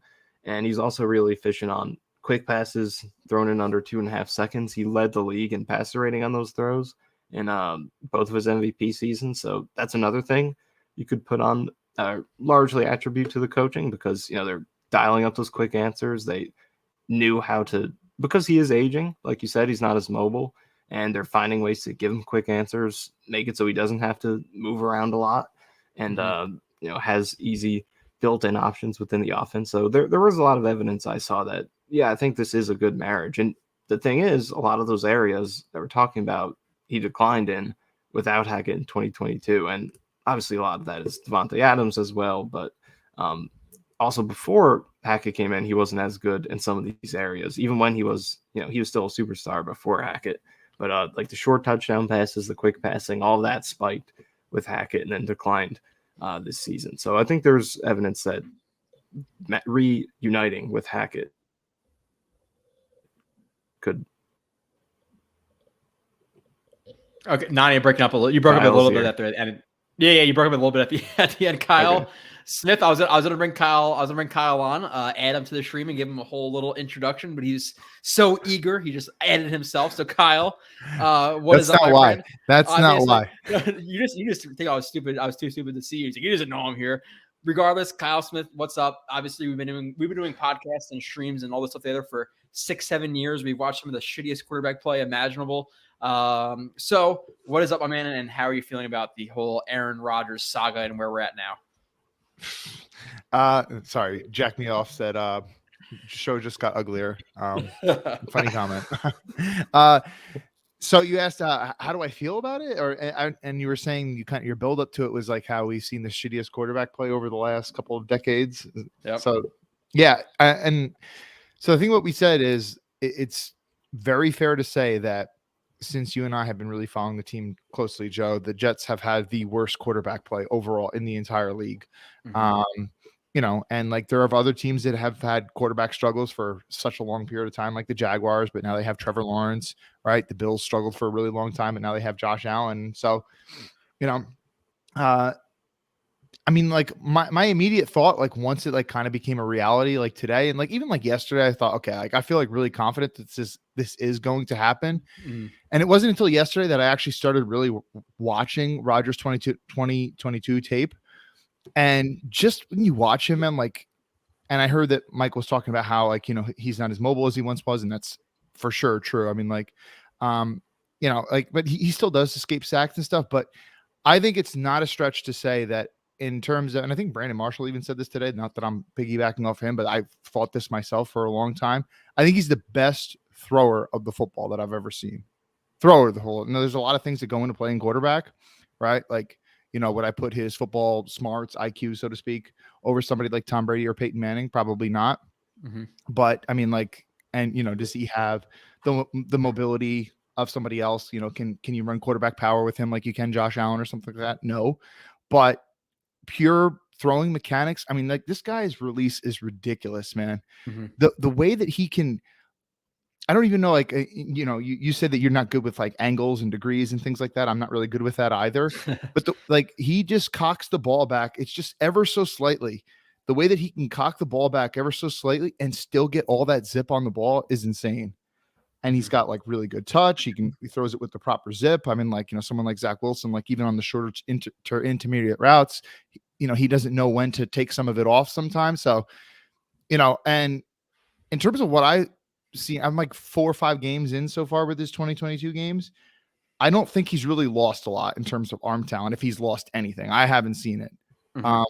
So I mean, it's pretty crazy because, you know, I for such a long period of time, I grew up so jealous of all these, you know, franchises and like these fan bases that had like franchise quarterbacks, and like, you know, Aaron Rodgers is like top 5 year in, year out. And then I never really thought that I would have my team, you know, granted he's 39 years old. Mhm. I never thought I'd see my team have Aaron Rodgers, and they do now. Well, pretty much. Yeah, so I want to get you almost a little bit caught up. So, like, what do you, and then we'll all discuss, but like, what do you think overall in terms of where he's going to be this year in terms of level of play? Like, is he going to be a top 5 guy? And I also want to get your thoughts. I know you said that you just like really started watching his film, but I'm sure you stayed in kind of touch with what's been happening this week. So, like, what was your thoughts going throughout the week? Like, it was going to happen Thursday. I texted you last Wednesday saying like, hey, if he gets signed, like, can you do a stream? So, overall, the last week, what have been your thoughts of going through the process between, like, you know, Trey Wingo's tweets, between him flying, or the Jets flying out and meeting him, between, you know, the whole decision thing today on Pat McAfee, the Brandon Marshall interview of Aaron Rodgers, but like kind of get me into your headspace of the last week and all the stuff we've been seeing on social media around the Packer situation, how much, or around the Aaron Rodgers situation, how much you've just had to wait and endure all this shit for you know, over a week and a half at this point. Okay, so I think the first one you asked me is like, where do I think he's going to be this year in terms of level of play? I guess I'll do that one second. And the other one is like what was my thought process the past the past week or so? You know, I would say that, you know, in my adult life, I used to spend a lot more time like on Twitter and constantly refreshing the news, and, you know, free agency period, like everyone wants to check and like, oh my God, is it 12 o'clock yet? Is it 12 o'clock yet? Like, what's the latest news?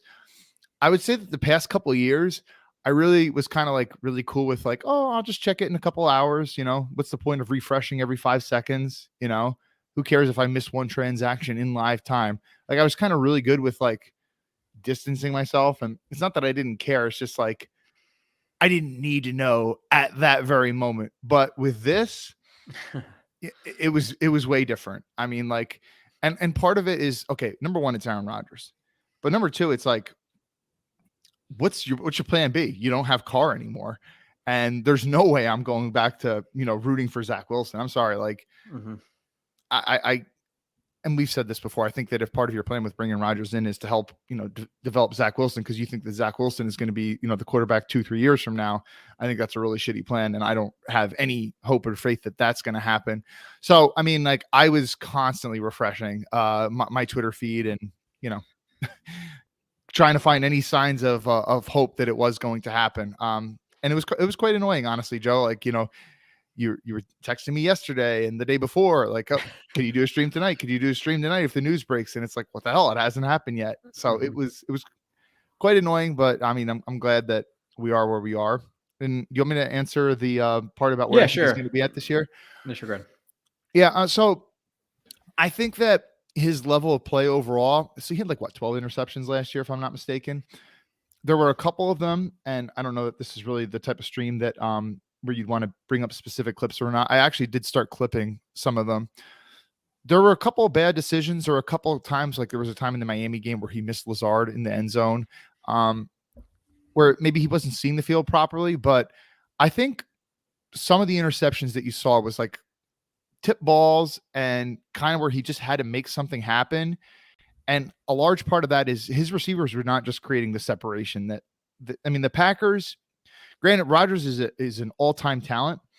He's had great pass catching options pretty much his entirety of his career with Green Bay, right? Like Jordy Nelson was an absolute stud. Devontae Adams is a stud. You had the guys like Jennings and Driver and Jermichael Finley earlier in his career. I think he had Jimmy Graham for a year or whatever. Like he's had a lot of good pass catching options throughout the years. Randall Cobb was a beast in the slot earlier in his career. But this past year, listen, Lazard is cool as like a third option or whatever. But if he's your number one guy, you're going to be in some problems. Romeo Doubs, a 4th round. I'll say this: you could definitely see the offense production uptick, and I give me criticism. I'm all here for it. Christian Watson, I wasn't necessarily so high on him because I didn't really see much of him at the games that I had at North Dakota State. But later in the season, once Rodgers kind of figured out what he could do, you saw that offensive production start to go up a little bit. That dude could actually create separation. He's a really smooth mover. But like earlier in the year, and Watson basically, if I'm not mistaken, large portion of the season, he didn't even really suit up. So early in the season, it was a struggle for guys to create separation. And I think Rodgers was kind of pressing in a lot of those situations. So I expect, I'm not expecting 48 touchdowns, 8.7 yards per attempt and MVP type numbers. But dude, if Elijah Moore hits his potential, which we've been talking about for years on these streams, Garrett Wilson, he was a beast in year 1. You only think that in year 2, players get better in general, but now he's got an all-time great throwing in the ball. Lazard familiarity as your third option, right? And what else are they still doing? I don't think they're done adding pass catchers yet. I think that, he can still have like really good numbers and stuff. I don't know if you're asking me about stats and whatnot, but I don't think care about stats. Yeah. Well, so Rodgers is always, one of the things that always made him great was like that he could, not only is like I said, he's the best passer, like in terms of pure throwing the football, but he also could make things happen with his legs. He doesn't need to do a lot of that, but I think he still can because he can slide well enough in the pocket. Like I said, there was somebody on Scott Mason's podcast who was saying his legs seem to go a little bit, but he did have some really nice escape sacks. Like there's the one play that a bunch of people threw up on Twitter where he had that, who did he throw to? Was it Lazard? Something. He threw a dime down it was late in the game, I believe, against the Dolphins on Christmas, where he broke away from a sack. And it's like, you did see a couple plays like that, but there was also another really nice play, I believe, in that Miami game where I think it was the Miami game. I could actually pull it up. I could find it if you want, where he bought a little bit of time in the pocket. He evaded pressure from both sides, and then he threw the ball almost 50 air yards downfield for a touchdown. He still can move pretty well. If you're asking him to scramble for like 10 yards downfield, he's definitely lost a lot in terms of long speed. Like if you watch Rodgers earlier in his career, like he could maybe pull away from like a defensive end that's a little winded. He's not really doing that anymore. But if you're talking about just having a feel for the pressure around him in the pocket and being able to evade a guy and, keep the ball secured and be able to reset and throw football. Dude, his release is so quick that he can get the ball out and kind of like, make pressure a non-factor. So I expect them to have good numbers, and, I expect to see better production than what we saw last year for sure, despite the fact that he's a year older. For Rodgers. Yeah. Realistically, if we got like 37 touchdowns and like 10 picks, like that's like even if we got that, which is obviously not necessarily a small ask, like that's much better than we've seen in how many years. But Kyle, I want to ask you kind of two more or a question with a couple more like ties into it, and then we'll open it up back up to the panel and Nani and all that stuff. But thoughts on the Pat McAfee show today. Did you watch? And then what are your thoughts about that? Mainly focused on the 90-10 comment. I'm sure you heard about that. 90% retiring, 10% coming back, and the whole wish list thing with Lazard and OBJ and all those guys. Said it wasn't true, but your thoughts on the interview, your thoughts on the wish list, your thoughts on the 90-10 thing, and then we'll open it back up and get into the rest of free agency and Aaron Rodgers in the chat and all that stuff. Yeah, I did listen to it. I guess it was like kind of like historic in the way when I saw like, I figured I was just going to like, get the basic summary of what was said just because people, put quotes up on Twitter and stuff. But when I saw that like there was like 400K or something at a point, I was like, okay, maybe I should tune into this.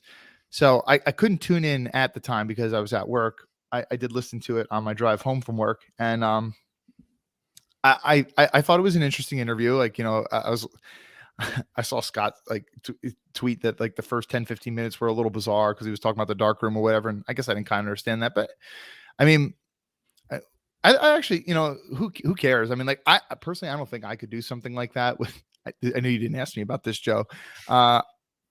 I don't know. I mean, I guess like it's good to like recenter yourself and think a lot too, but I get bored when I'm not doing stuff. Like if I'm not reading stuff or something like that, I feel like I would get way too bored. So I don't know, kudos to him, but I guess that helped him really contemplate his decision. But the whole 90-10 thing, that struck me as a little bit surprising. Like you 90% wanted to retire, but when you came back, the fact that the Packers were like, you felt like they were a little dishonest with you. He didn't use that word dishonest, but the implication that I got was he felt that the Packers were a little dishonest to him. And it's like, what the hell? I've given you, 18 years of my career. And at the same time, he was praising them. He was saying, I've got nothing but gratitude for that place. They believed in me. The fans are great. So many people in the building are great, but a lot of people that scouted me and believed in me, they're not there anymore. So, he went off and said all these things, but I didn't quite get like, okay, so are you telling me that the fact that when you came back from it, it's not that I got the impression that he was saying it wasn't the clarity that he got from the darkness retreat that made him want to go back to football. It was the fact that when he came back, things were different. The Packers were like, okay, we're moving on. They might not have said that directly to him, but that was what was heavily implied. And it's like, so that's what made that's why you wanted to come back. And I don't feel like he needs to lie, because if we've learned anything about Aaron Rodgers as Jets fans over the past couple of years, and especially the past couple of months, is that it seems to be brutally honest. Like he's literally telling like Schefter, like, lose my number, like, and he's telling that to hundreds of thousands of people or whatever. So I don't think that he cares what the haters think about him. Like, he goes on the Joe Rogan Experience and says what he needs to say. I don't feel like he would need to lie about that, but I don't know. I do feel like it's kind of like a little bit of a strange reason to be so far on the I want to retire side, and now I don't. Like, it would make a lot more sense to me if it was the money that was motivating you. But I don't know if that is true, if that is the reason. There is a part of me that likes that, because if in his mind the Packers are thinking, we can maybe do better without you, and that's a huge motivating factor for him. Like if it, like there was comments, I think that he said that like Nathaniel Hackett helped make him fall in love with football again or something like that. I believe he said something like that. Okay, cool. So I'm glad that we have Hackett for that reason. But if there's a part of it that's like, man, they're moving on from me, and I want to show them and the rest of the football world that I can still play, and that really has him all locked in. Like if that's the reason, like I'm pretty cool with it. And I couldn't help but think that, maybe this would make him want to play more than 1 year too, which is really, I'm really, really hoping for that, man, because, I was, making the comparison to other people with like, Tom Brady going to the Bucs and stuff. And I do feel like that Bucs roster was like a little bit better overall than what the Jets had. And, the AFC is really strong this year. So it seems. I don't know. Did I answer your question? Yeah, no, you did, in a long form way, of course. But I'm kidding. No. So last one before I get back to Nania and then throw it back to you. What are your thoughts about the whole wish list thing? Obviously, he said that he talked about some players he liked, but he didn't necessarily have a wish list for the Jets that they must obviously adhere to. But overall thoughts about said list, the players on said list, where they're going to fit into the Jets roster. Are they doomed to make, Cobb wide receiver 2 with all those targets, or is he going to be more wide receiver 4 or 5 like 9 and I expect? So what are your thoughts on that? And we'll open it back up. I mean, there's no way that Randall Cobb is getting more than like a handful, max 2 handfuls of snaps a game. I mean, I saw him. So he had a touchdown against the Eagles. I'm trying to think, what was it, Bradbury or Slay? He did have a pretty nice touchdown against the Eagles last year. I was watching that game yesterday. He didn't look horrible from what I saw this past year, but he is 32, and it seems like he's been so banged up over the last couple of years. So I don't know, man. Like, I don't like the idea of having a veteran who's going to take up a roster spot, but you don't know if he's going to suit up whether or not. So he's, definitely like a 5th string-ish type of option. But I don't know if that makes Aaron Rodgers happy and Cobb, is actually good enough to have a roster spot, then I totally don't mind it. But I don't like the fact that, a lot of the tweets yesterday that Rodgers kind of really downplayed and said that it's ridiculous that, I could basically control, I had a list of demands and that I could actually like control what the GM does or whatever. And that I handed them a sheet of paper. And it was nice to hear him say that, like, okay, there's nothing wrong with you saying I like this player because of this reason and this reason. But, the way that the reports made it sound yesterday was that, hey, if you don't go and sign some of these guys, I'm not playing for you. That's how they made it sound. And the way that Rodgers talked today, it seemed like it was nothing of that kind. It was just kind of like, hey, listen, I like this guy because he does this, this, and this. And, maybe it'd be cool if, we could get him here. What do you guys think? Like, that's the vibe I got. But I don't know, man. Let's see. And some of the other guys, I have no interest in Odell Beckham. Who knows how much of these reports are true? How many of these people just make up crap just because they can get retweets and followers and stuff? I don't know. But there was some report that Odell Beckham still wants $20 million a year. It's like, 15 to 20 million a year. Can that honestly be real? I mean, like, I know Odell was a tremendous talent, right? A tremendous talent, but he hasn't come anywhere close to that early production that he had earlier in his career in so many years.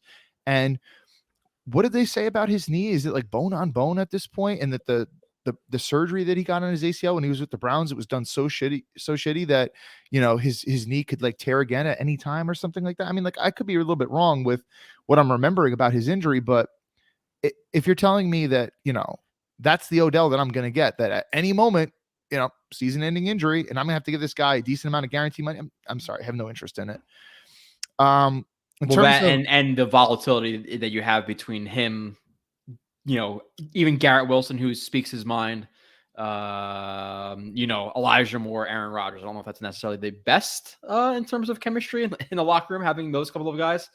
But no, continue, and then I'll throw it to Nani. And yeah, I mean, like, to Odell's, like, Odell is a big household name, and he's not going to want to be a 5th string option. So, like, I don't want Odell getting more catches than Elijah Moore and more targets than Elijah Moore. I don't want him getting more than Garrett Wilson, right? At this point in his career, do I want him getting more than Allen Lazard, who's making $11 million a year? That doesn't seem to make sense, right? And we got several tight ends that can also catch the ball too. I mean, like, Odell's not coming here to be a Jag, right? I don't think he views himself like that. So that doesn't really make much sense to me. Mercedes Lewis, I mean, dude, that dude's been in the league for a minute, man. What, since 2008, I want to say? Something like that. It might even be earlier than that, to be honest.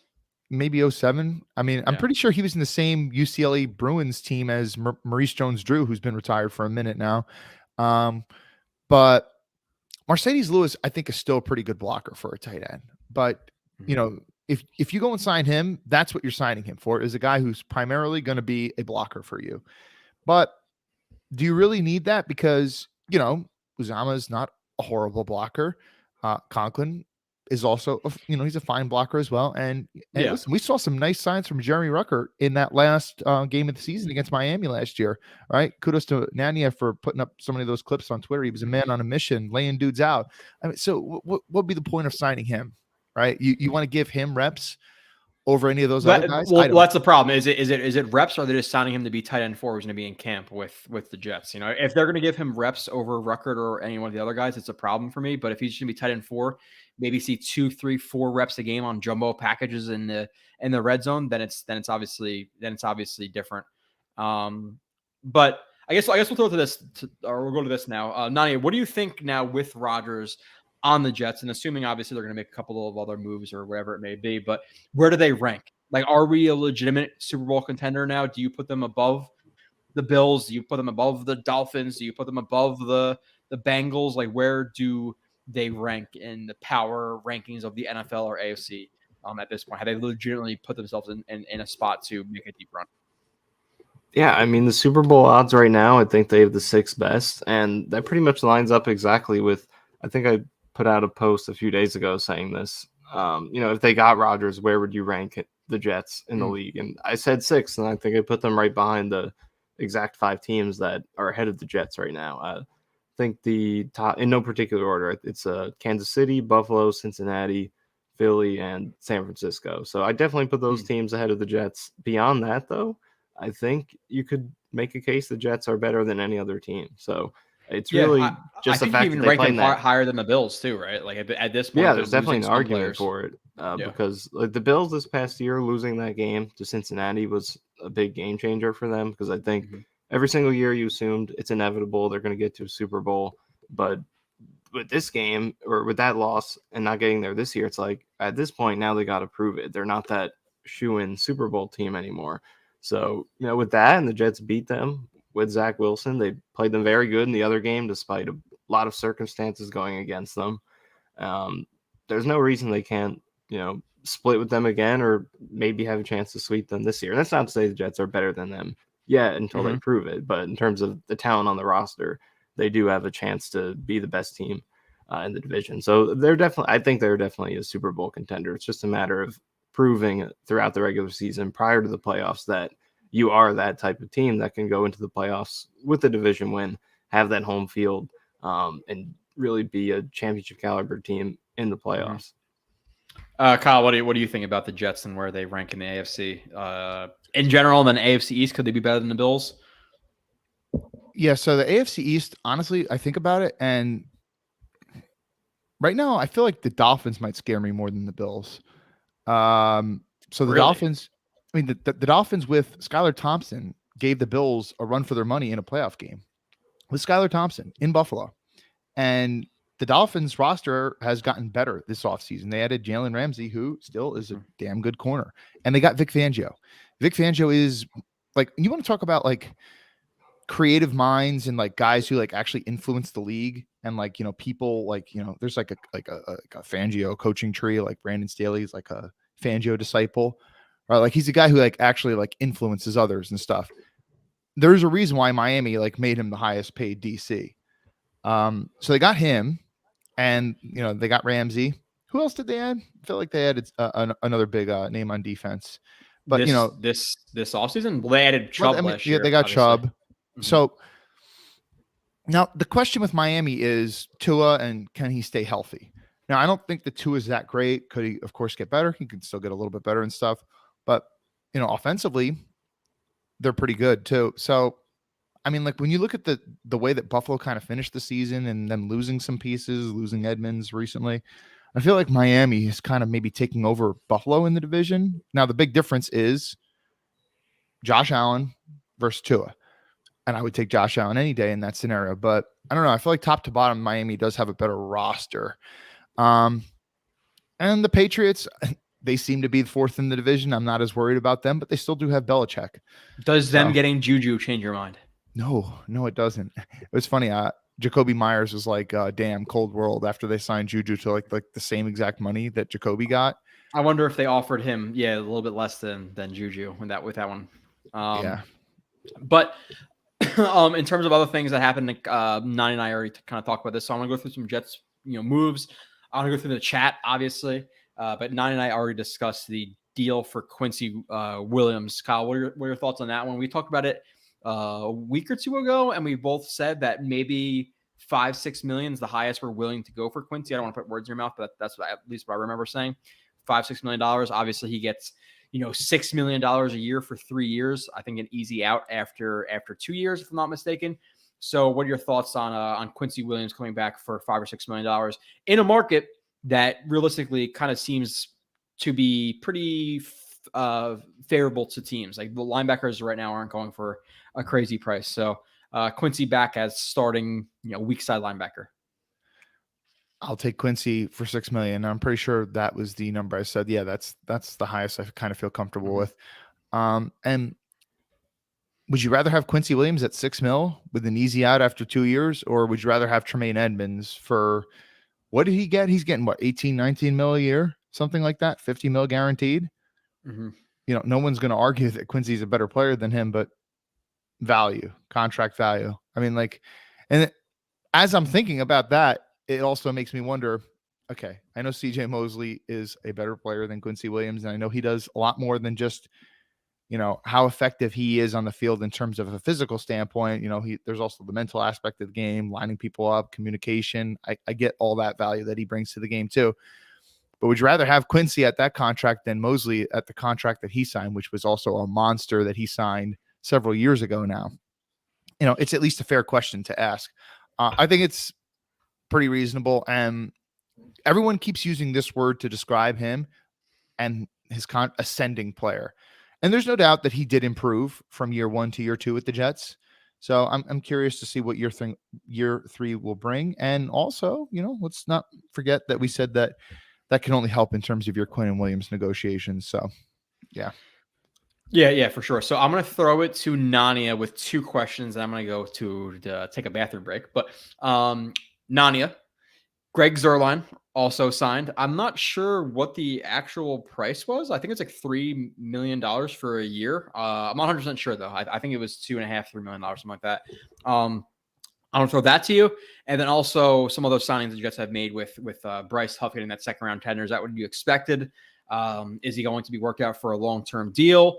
Do you keep him on the tender for, again, it's a second-round tender. I think it's like $4.3 million for this 1 year. So thoughts about Greg Zuerlein, thoughts about Bryce Huff, and then I will be right back. Yeah, I think the Greg Zuerlein signing made sense. It was it $2.5 million for 1 year? I think that's what it was. Yeah, that made sense. I think he had a solid year. He wasn't great, but you know, just the distance kicking was valuable. And he was pretty clutch for the most part. Obviously missed that one against the Lions, but that was, I think, 58. So he made more than those than I think you would expect. So 58. And he also, like, with that kick too, if I'm not mistaken, Michael, they couldn't call a timeout, so he had to rush the kick too. Yeah, so there was that as well. And I know Joe Namath was like, do you remember after that game? He was like, you can't blame a loss on one player except this one. This one's on the kicker. That was funny. Ridiculous. So I don't think Joe Namath is a fan of that. But what's the make percentage from 58? It's in an outdoor windy stadium. It's not good. Yeah, 50, 45, something like that. So it's, you know, that's not an easy kick, but I think that's a good move. But Bryce Huff is interesting. I think the second round tender is exactly what I expected. Because, you know, I think an extension, I don't see the motivation for Huff to do that when he knows he's going to get tendered and get a nice deal this year anyway. Why would you sign an extension while your value is low off of that, you know, season of being a reserve player when you could this season get more snaps, get the chance to really show how good you can be, and next year you can get an enormous contract as an edge rusher. So I don't know if an extension is on the table. Kyle, what do you think about that? And then in addition, what sort of role do you see Huff playing this year? Because it's an interesting debate between the value of, you know, run versus pass, because last year the role was, you know, the Jets were simply not going to put him on the field if the run was possible. It was 3rd and long only, obvious passing situations. So they were clearly very afraid of having him on the field versus the run. So if he's going to play more snaps, he's going to have to play first down, second down, and face some run plays and be on the field in some run situations. So what do you think of the role Huff is going to play this year, and then the prospects of him potentially signing an extension? Yeah, so I think the way that the Jets will deploy him will be as they did later in the season, mid to late season. Now, if we remember correctly, they weren't even dressing him. He was inactive, healthy scratch for the first several-ish weeks. He might have had 1 week where he played or whatever earlier in the season. But then when they did start playing him, after a bunch of fans were like, you know, not saying that the fans persuaded the Jets to do this or whatever, but a lot of fans were kind of like scratching their head, like, why is he not even dressing? And then sure enough, he was just, you know, he was such a good pass rusher by and large for the whole year. And I think that you'd see him in that same role. I don't think they're going to all of a sudden start playing him on rundowns, because I don't think that they view him as being that good. And I think that they kind of view him as being a one-trick pony who happens to be very good at that one trick. And Robert Saleh has reiterated this point so many times that, keeping guys fresh means a lot. So I think one of the reasons why he was so effective as a pass rusher is he only came in for 10-ish snaps a game, so he was very fresh on all of those pass rush snaps. So I think it's going to be kind of the same, and it doesn't really make sense for him to sign an extension, as you said. So, the real question is how good will he be this year? And will the Jets make him an offer, next year? And I would say that, unfortunately, probably not, because it only takes one other team to say, hey, listen, we could see Bryce Huff in a rundown role too. We think he can be more than just a pass rush guy on third down. So I think that this coming season will probably be his last with the Jets. That doesn't mean it'll be bad. I think it will be good, and that's why he'll get money elsewhere. What do you think, Joe?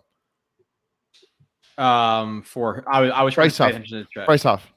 I think you try to sign him for a couple of years, like let's say like a 3-year, $21 million deal. But I think Bryce Huff tries to bet on himself and get a bigger contract next year, because if he could prove to play versus obviously versus the run as well, can he make more than he's making with the Jets right now? And even if he doesn't necessarily prove that in 2023, can he go to a team next year who's willing to pay him for that possibility? So I feel like it's going to most likely play out until next free agency. We see if we sign him or not. I don't think he's going to sign a long-term deal with the Jets because, again, he hasn't proved necessarily that he can play consistently versus the run, but I think he's going to want an opportunity to do that. But we have to get to the chat because we are very, very, very far behind, and I kind of want to keep it more in line. So I'm going to fly through the next hour of chat I have to get through. So excuse me a little bit, but I can bring this up because it came up. Defensive tackle. Obviously, Rankins went to the Saints for 3 years, $15 million total, so $5 million a year. Rankins went to the Texans for $10.5 million a year. Rankins was a 1 year, $10.5 million, right? Yeah. And Shepard was 3 years, $15 million from the Saints. So Donnie, what do they do at defensive tackle right now? Because you look at the Jets roster, they don't have a defensive tackle on the roster past Quentin Williams, and obviously have Tanzel Smart. Maybe he's a D tackle 4, but they need at least 2 guys, and one of those guys being a starter. So what do they do at that position? Is there any targets out there? Do they go for a Calais Campbell type? Overall thoughts, because you'd think with the Jets roster, who's so kind of keen on good defensive line play coming from the Niner system, who obviously now they have Buckner. Is it Harts? Is it what's the guy's name from Hartsgrave, right? Or Javon Hargrave. Hargrave from the Eagles. They have him as well. They have Bosa. So there's going to be a big emphasis on the defensive line, and I don't think the Jets are comfortable right now going into the NFL draft with Quentin Williams and Tanzel Smart as the starter. So what do they do there? Because they're severely lacking. I honestly am they not need really to make familiar. a move. And Go ahead, Michael. Michael, you know more about these guys that are available than me. Yeah, I mean, when I saw the Rankins contract, I thought they should have signed that. I know, Joe, you said earlier you thought of him more as like a $7-8 million guy, but I think defensive tackle has been the most booming market this year. If you look at some of the contracts being signed, I mean, Shepard got more guaranteed money than Rankins is going to get total. So I think there was about $11 million guaranteed for Shepard over his 3-year deal, and then Rankins just gets the 1-year deal. So if you want a good defensive tackle, you do have to pay up right now. But now the Jets are left here, and they've Quentin Williams, and that's about it. Tanzel Smart is there. Maybe he could be one of your second string guys, but other than that, that's it. So you need another starter right now. And I think Rankins at that price I would have been okay with, especially on a 1-year deal, because you keep him motivated. I know first year after he signed, he wasn't good, but then contract year this past year, he stepped it up. So 1-year deal I would have liked, but now they got to move on. And a lot of good names are off the table. There's one guy I like from the Steelers, Chris Wormley. I think he could be a good scheme fit because he's a good athlete. He's played sort of in a rotational role like the Jets like to do, and he's been a productive run stuffer while being an athletic player. He's not like that stocky defensive tackle who I don't think the Jets will target in this scheme. So he's a guy to keep an eye on. But other than that, it is there have been a lot of names going off the board. There's Greg Gaines from the Rams. He's a pretty interesting kind of mid-tier starter type of player they could sign. So we'll see what they do. But this is definitely a hole that needs to be filled. Kyle, what are your thoughts about defensive tackle? Is it Brockers? Is it Sue? Is it Campbell? What exactly are your thoughts about that position? Because again, I think it's a priority for the Jets. I don't think they just go into the NFL draft and say, "Oh, well, this guy on day 2 will be fine as a starting defensive tackle for us." What I've seen of Sue the past couple of years, Tampa, year or two before, with Philly last year, he seemed fine. Obviously, he's nowhere near the Ndamukong Suh that he used to be. I know that this front office and coaching staff has emphasized high character guys or whatever, and I don't know. I think most of Sue's crap is just, when you play football, sometimes the switch just gets turned on and like you get so competitive and you want to win. I don't know that he's actually like a bad dude or whatever and just did like really stupid things during the game. I'm not necessarily opposed to that. Michael Brockers, he's pretty dang old too. I haven't really watched as much of him in recent years. I'm trying to think, like, with that 13th pick, supposedly Jalen Carter, couldn't finish some drills today and stuff at his workout. Does he slide there? We Can you imagine Jalen Carter and Quentin Williams next to each other? Dude, he's a beast, man. And like, I don't really know too much about the off-field stuff, and we talked about this last stream. But yeah. In terms of his tape, he is dominant. Mm-hmm. I also do wonder, because we were also talking about edge rushers too, and I kind of wanted to get this in. Does one of these potential edge rusher guys, could they even fall to 13 too? Because it seems like there's going to be a lot of quarterbacks that go before us, and then there's offensive line and stuff. So I don't know. Pick 13 is going to be interesting. Hopefully, I don't think we're going to have to give it up in this Rodgers trade. But anyway, to answer your question, the Jets clearly need to do something. They are adding at least one defensive tackle in free agency. I can guarantee you that. There's no way that they're going to go into the draft with what it is right now. I just don't really know who that guy is going to be, but at least one is coming. Now, obviously transition from defensive tackle to the D end. We obviously talked about Bryce Huff as well. But Nani, what do you think about Lawson? Is he going to be a guy who returns here for his $15 million for this year for the Jets? Is he going to restructure? Is he getting cut? Like, what is your overall feeling on Lawson if he's going to be cut or obviously restructured? Well, I think going into the offseason, I thought he was a really good cut candidate because it's just a very escapable contract. It's pretty much zero dead money, 15 million saved, and we knew the Jets need cap space, and I thought it made no sense because he wasn't a bad year by any means, but it was not up to that number. So I figured, just cut him. You have the pipeline of talent, 2 guys you drafted last year who showed promise, plus Bryce Huff. I figured, they could all fill in, but now Lawson's still here. They've restructured a lot of contracts to open space. Maybe they get him to take a pay cut, and I guess it depends on how they feel about those young guys, because if you don't think Bryce Huff can play that expanded role, play the run, if you don't think, Jermaine Johnson and Clemens could take leaps as pass rushers, then I don't think any of those 3 guys are as complete as Lawson, because Lawson, he's not an amazing run defender, but he can play it effectively, definitely much better than Huff. And, he still gives you that juice in the passing game, at least as a bull rusher that he showed last year. So he can start. That's what you can get from him. And you don't quite know that yet for the other 3 guys. So I guess it depends on their confidence in Johnson and Huff. Even Clemens, can one of those guys sort of fill the snaps that are vacated by Lawson, regarding whether or not they think Lawson should come back. What do you guys think? Cut, pay cut, or, what's the future with him? Kyle, what do you think? Obviously the offense is going to be upgraded. You had Aaron Rodgers versus that putrid, horrible, worst quarterback play in the NFL. Breaking news from Kyle Smith live on air. The Jets 2023 offense will be better than the 2022 offense. Go continue. But I really wanted to see them invest in the offense a lot more this offseason, and they've already started to do that with adding, Lazard. But and clearly they need to do more on the offensive line too. What's the plan at center? I don't know if you guys already talked about that. Yep.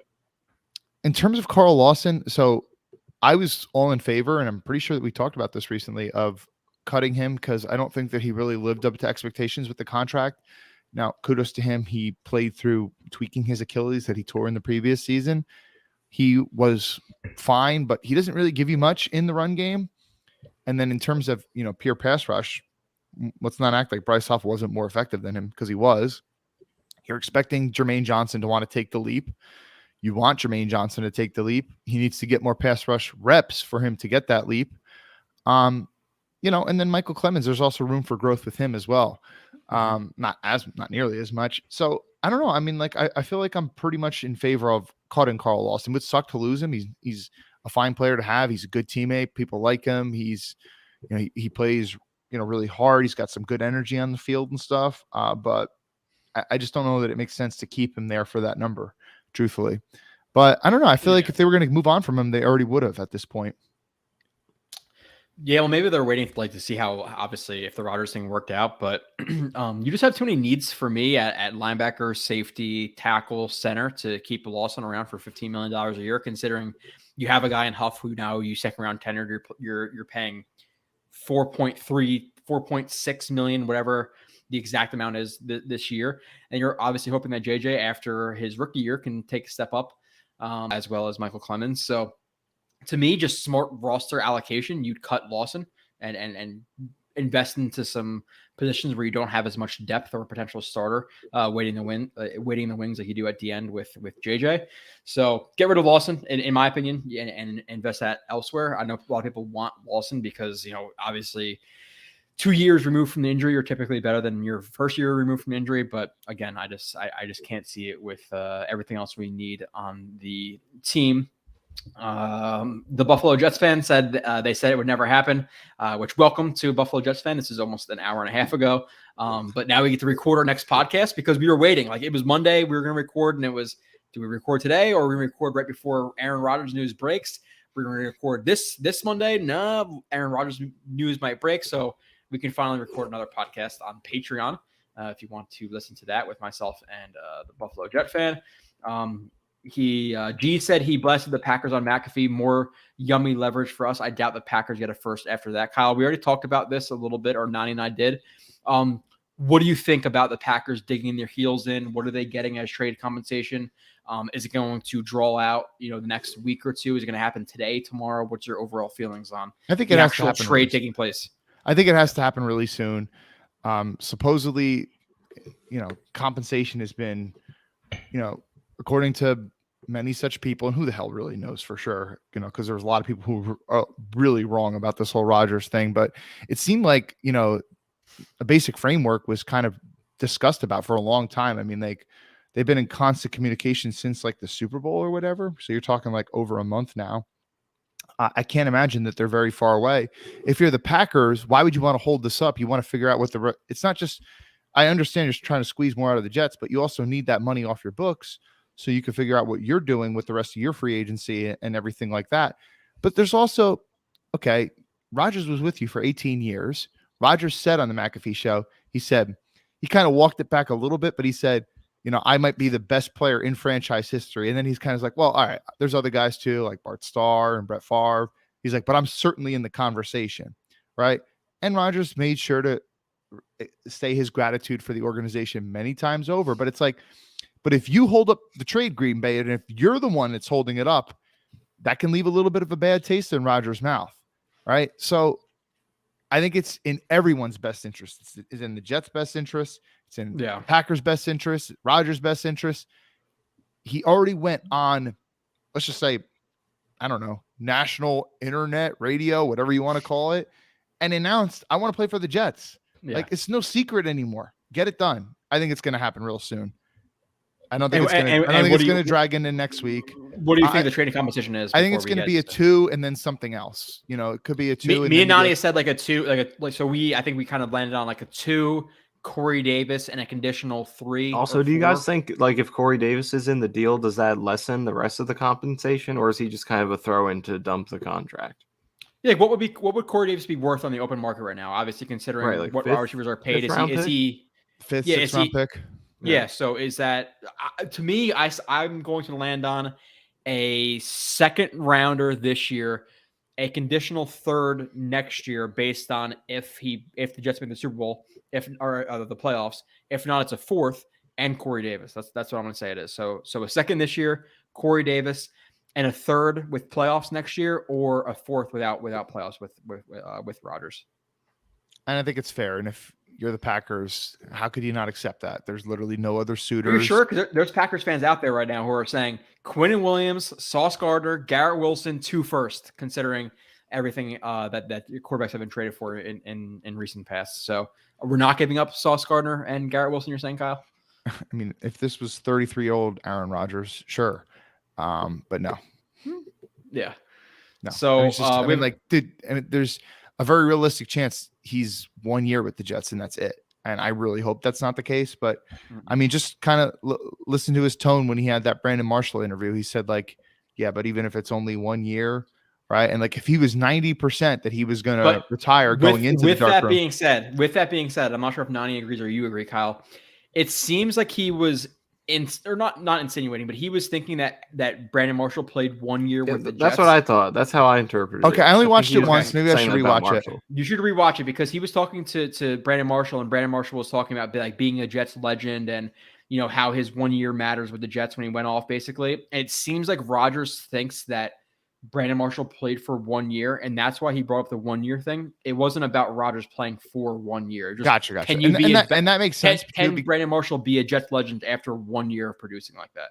So I don't think that was a lock of saying, 1 year for Rodgers. I got you. And what you're saying just kind of makes sense to me because it doesn't seem like there are some guys and obviously, fans who like know every player, every big name player and every roster that they're on. And Aaron Rodgers just kind of seems like a guy who's like kind of like, obviously he's really focused on his own team and the game or whatever, but he's not like tracking what destination each player is going to and how long they've been there and stuff. So it would kind of make sense that he didn't know, honestly, how long Marshall was with the Jets. I mean, it's not like they were in the division. They weren't even in the same conference. So that makes sense. I really hope it's more than 1 year, man. And I really hope that the whole 90 I hope it's 5 years. Dude. I mean, like Tom Brady gave the Bucks 3 years, and if you're a Bucks fan, I mean, you have to be absolutely ecstatic with that. Like, he got you a Super Bowl, won you a playoff game in the very next year, kept you really competitive, almost brought you to another conference championship game, brought you to the playoffs 3 straight years. I mean, like, dude, if Rodgers could come anywhere close to that, I am not ready for next offseason. Wondering if Rodgers is going to be back with the Jets. Oh, but we'll get to that. It will be exhausting, and I'm sure he won't have his mind made up. We'll have to wait it out. But like you said, I hope he has a chip enough on his shoulder where he's talking about the Packers drafting Jordan Love and the lack of communication this offseason, and he wants to be with the Jets for 2 years because 1 year would suck. But with that being said, super chat from Edwin Burgos a while ago. Again, I'm going to fly through the chat, and then we'll get through Jets free agent targets and guys who have signed away from the Jets and etc. But do all of them right now. Do them all right now. All the super chats. Well, if you could do that, that'd be great because I'm still trying to keep my place. Cool. But I'll do this one for now. You get to the ones after this, Kyle, and then we'll get to the rest of the chat, and then we'll kind of rebound and get back to some of the topics I have. But Edwin Burgos 199 says Rodgers mentoring Zach possibility for future. Kyle and I have already spoken about this quite a bit, Nani. I haven't necessarily got your opinion on this, but what is your thoughts in terms of bringing in Rodgers to mentor Zach Wilson so he can become something for the Jets? Not just a complete. I don't think that's the Jets' plan at all. I really don't. Yeah. I don't think Joe. I mean, like I know that Joe Douglas publicly. Sorry, if Michael was supposed to go first, I think I stole it last time. So go ahead. Go ahead. Thank you for being understanding, Michael. So. I know Joe Douglas said publicly, we really like Zach's quote unquote potential.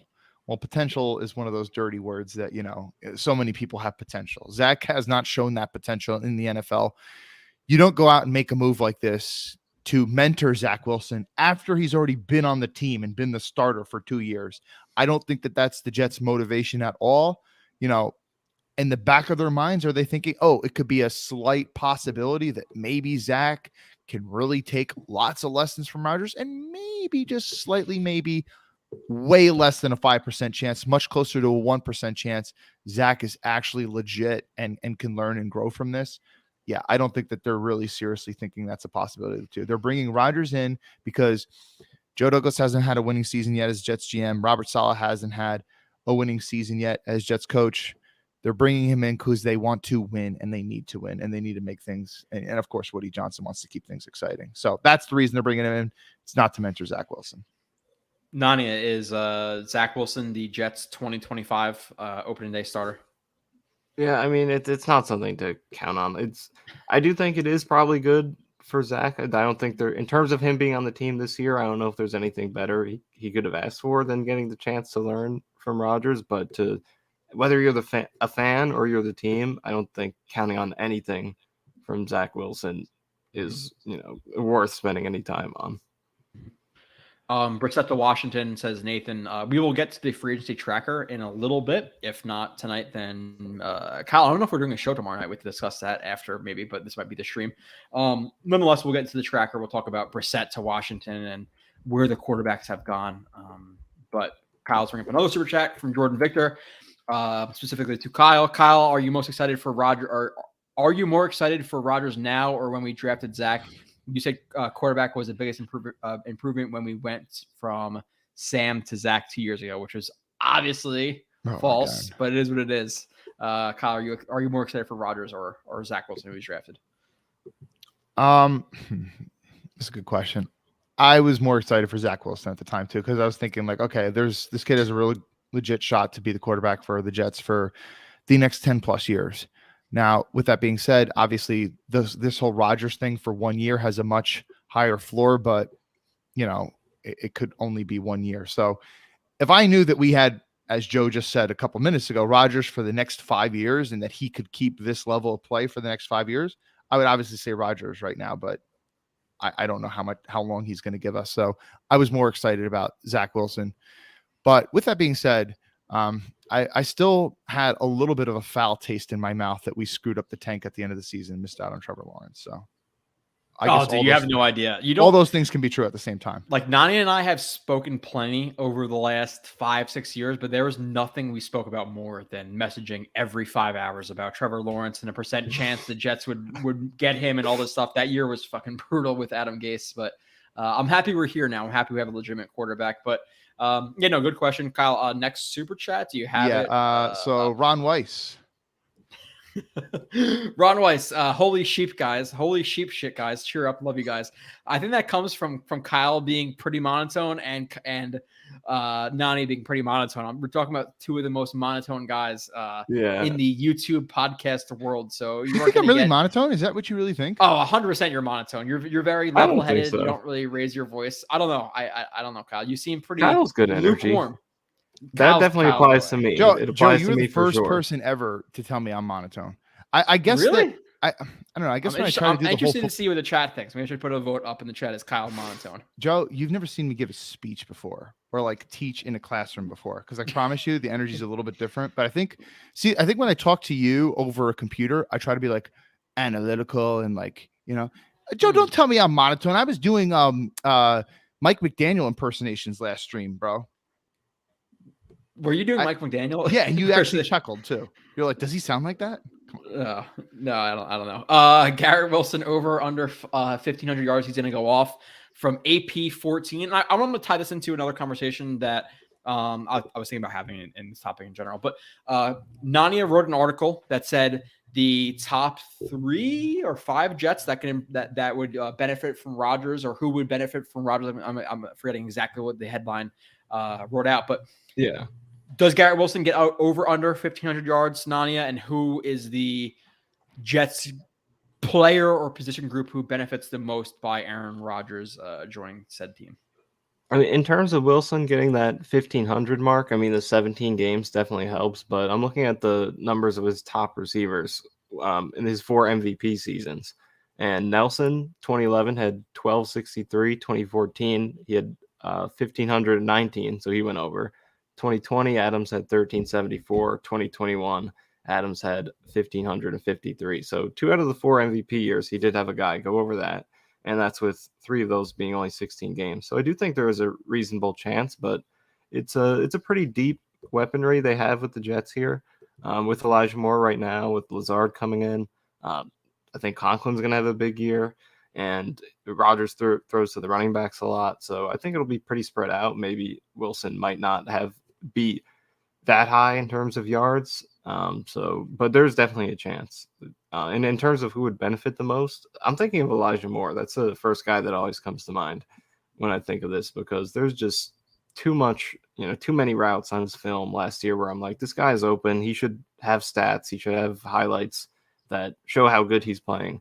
but he's just not getting them because the ball is not coming, or it's coming in a place where he can't catch it. So I think Rodgers will capitalize on more in a way that Zach Wilson could not this past year. Kyle, thoughts? Is Garrett Wilson going to get 1,500 yards? And who is the main benefactor of Aaron Rodgers being on said roster?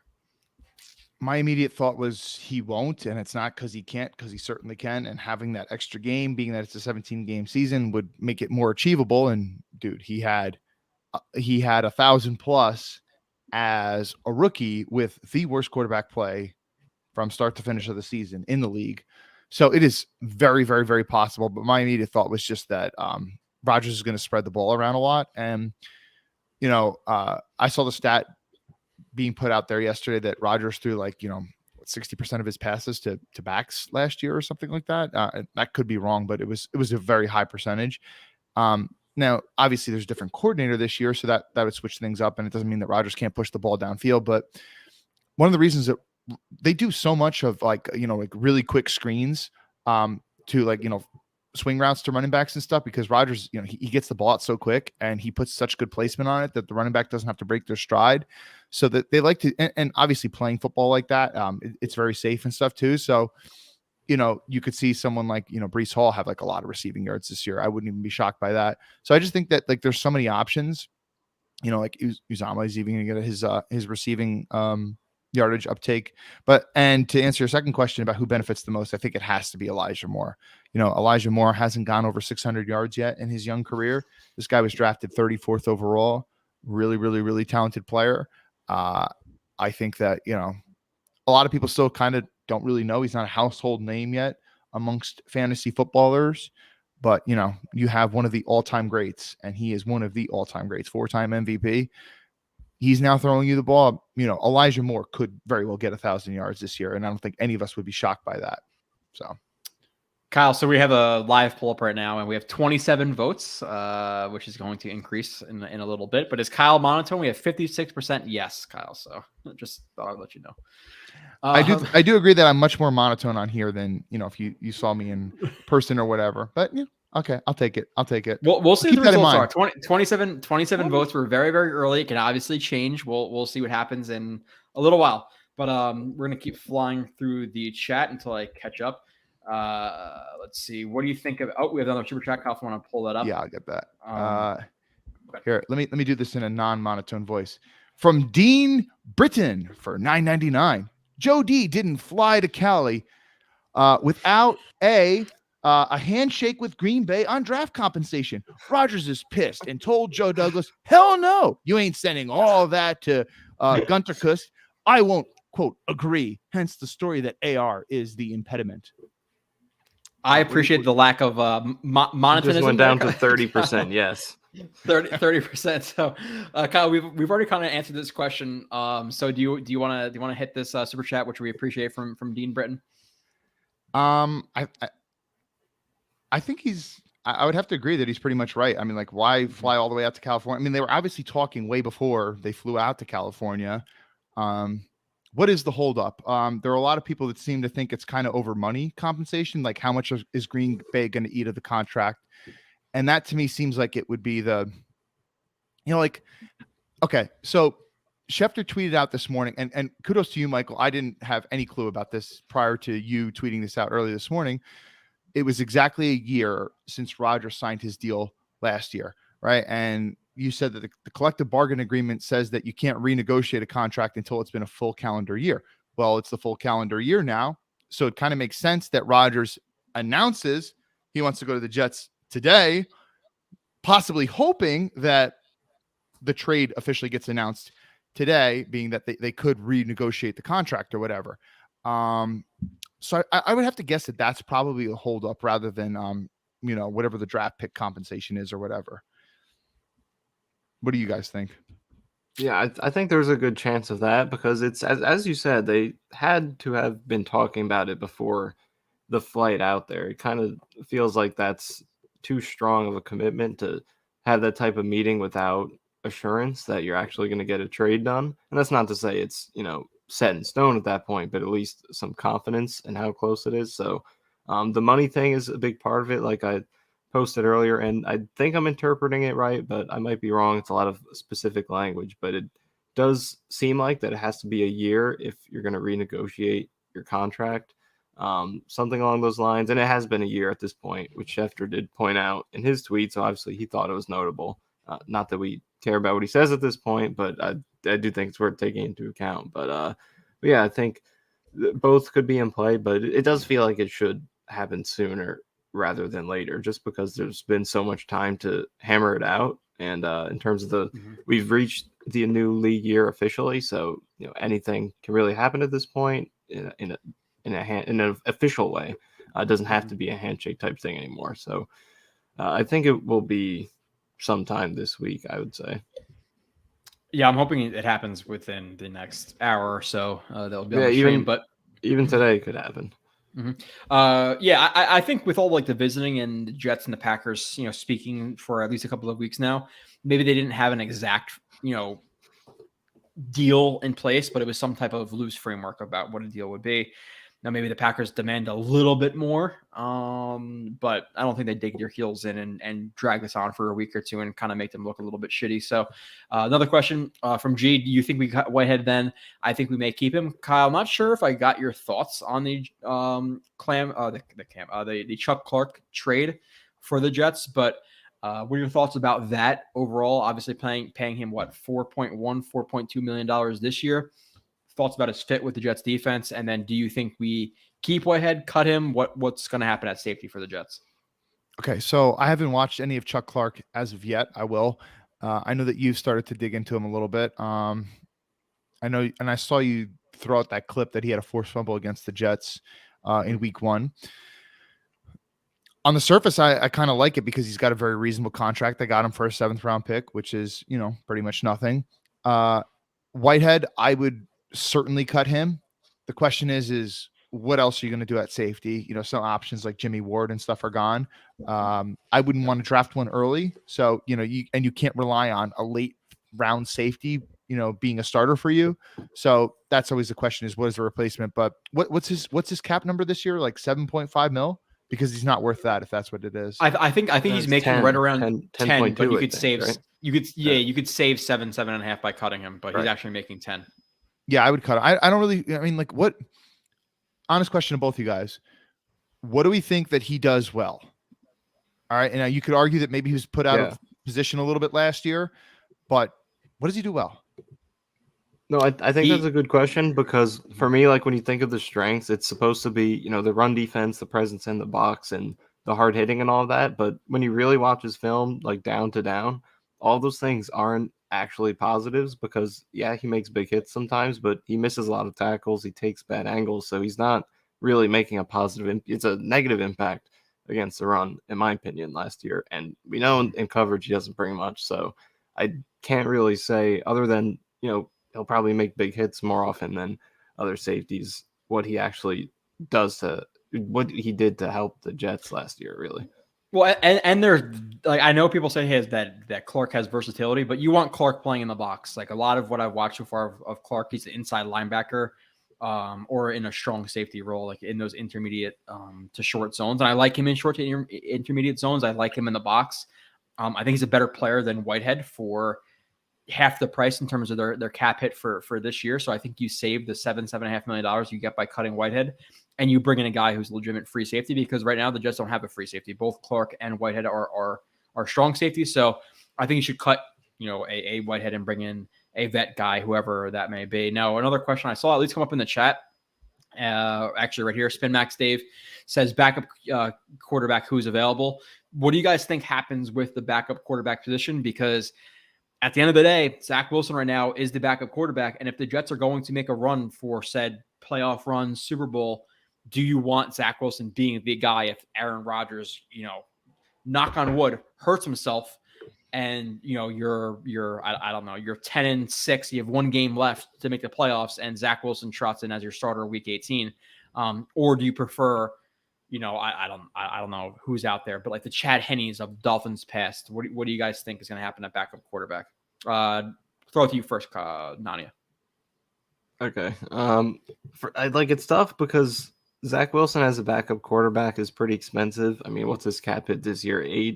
9 million, something like Yeah, that. So mm-hmm. for a backup quarterback, that's a lot of money. And if you're going to sign a backup who has some value, which they've already missed out on a lot of those guys who you would probably consider higher end backups, like the Daltons of the world. That's another 5, 6, 7, 8 million you're stacking on top of that. And that's a lot of money to put into one position, and it is the quarterback position. But I think Zach Wilson's money kind of makes it hard. So, but I don't think you can rely on him as your backup, because just imagine that situation where it's week 17, the Jets are playing for the AFC East at MetLife Stadium. Rodgers, like you said, knock on wood, hopefully it doesn't happen. But he comes out of the game, and then Zach Wilson has to trot out there with all that pressure on his shoulders. I mean, he couldn't even handle it this year with a 7-7 team against the Jaguars. So it's very hard to picture that turning out well. So I think you have to do something, but you might have to settle for, a cheaper guy you can get for 1-2 million who doesn't harm you that much, because, like we said, a lot of those guys you would consider top end backups are pretty much gone by now. Andy Dalton, even Mike White, you would throw into that. You look at what he got. It's hard to picture the Jets, throwing another 8 million into that quarterback room for a, second or 2 different quarterbacks beyond the starter making that much money. So I think I think Minshew is still out there. That's interesting. Teddy Bridgewater I think he's still available. Maybe one of those guys you can get for a reasonable number as a third quarterback. They'd be the backup, but adding them as the third guy in the room. Yeah, Kyle, what do you think? Because Mike White fell to about where actually no, he fell below what we expected. And to be honest, with a lot of the quarterback market, a lot of guys are falling below what we expected. You're looking at Heineke for $7 million a year, Andy Dalton for $5 million a year, Stidham for $5 million a year, Brissett for $8 million, Mike White for $4 million, Case Keenum for $3 million, Sam Darnold for $4 million, Baker for $4 million. At least that's what it says. Actually, no, sorry. There's more than that. Yeah, it might be more than that. I might be looking at the list wrong, but there's some guys out there. I'm just going to read off a list of names that come to the top of my screen. But Wentz, Ryan, Mariota, Bridgewater, Rudolph, Flacco, Kyle Allen, Blaine Gabbert, Chase Daniel, Drew Lock. Do the Jets keep Zach Wilson in that spot, or do they sign one of those guys, or maybe a different quarterback option you may have on top of your mind? I don't know who it'll be, but I find it hard to believe that they're going to say, okay, Zach Wilson's going to be the backup quarterback this year. I mean, the simple fact of the matter is, I don't know if there are any Zach Wilson supporters still out there. I know there are, because I saw that some people are saying if we miss out on Rodgers or he retires on something, I'm going with Zach over Tannehill and some of these other guys. And I'm like, I don't know what you're thinking. But the simple fact of the matter is, Mike White outplayed Zach Wilson. Joe Flacco outplayed Zach Wilson. Chris Streveler outplayed Zach Wilson. Hate to say it, but it's true. Did he not move the ball better than Zach Wilson did in that Jaguars game? He did. Right. So there's no way that this guy can be your backup quarterback. He's just an absolute detriment to the team. It's one thing. Sometimes you have like a quarterback who, they can get to the checkdowns and stuff. They can't make any of the, the tight window throws, at least not with consistency. But, they don't turn the ball over like crazy. Zach Wilson can't make the routine plays, and he turns the ball over like crazy. He cannot be your backup. Sorry to say it. So I don't know who the backup's going to be, but I think that they need to go and get somebody. I'm not the hugest fan of Minshew in the world, but he would definitely be an upgrade over Zach Wilson. Teddy Bridgewater, I've been a fan of his throughout his career, but I'd be lying to you if I said that he hasn't disappointed me in his last couple stops. I know that the whole situation with Matt Rule wasn't a good one, and tons of quarterbacks failed there. Teddy Bridgewater didn't succeed in Denver. Teddy Bridgewater, granted, he came into some bad injury luck, but wasn't really great with the Dolphins last year either. So, I mean, like his last several stops, he's been less than impressive. And he's getting a little bit older now, and he's never been the most talented in the world in terms of like arm talent and things like that. So do you want Teddy Bridgewater to be your guy? I would take him over Zach Wilson, but I'm not necessarily excited about that. This is another super chat from Jan, who says, I have announced my intention to be on Team Joe. Appreciate that, Jan. I was speaking to Kyle the last couple of weeks, just saying that I'm very excited for this to be done, because Do I want to watch a bunch of tape on a 13th potential overall pick when that pick is going to be traded for Aaron Rodgers? Like, what exactly happens? Do I start doing Derek Carr? And Nani, I said to you, like, content, like, what are we doing? And I was like, dude, do I really want to start watching Carr and put out a video on him for absolutely no reason? Thank God I did not. So I'm excited to watch Rodgers. I'm excited to watch Lazar. I'm excited to watch Clark and put out actual like content now. So I'm going to be very, very busy until the draft. But I'm excited that you're on my team, Jan. I don't know how many other people are on my team. Kyle, I've taken some shots at this stream, so maybe he's not, but I'm appreciative to have Jan, who is like a 6'5" ogre. So he's good to have on the front line. Jan's a guy who gets out bigger of than the bus 6'5". first. He's a big dude. I did not expect Jan with his profile picture to be a behemoth, but he's a guy I want on my side. So it's a good first signing for my team. Behemoth. Behemoth. Bohemian So we have people- Rhapsody. So we have guys who are talking about the needs for the Jets, and Indy Jets before said throw a like, which I appreciate you, Indy Jets.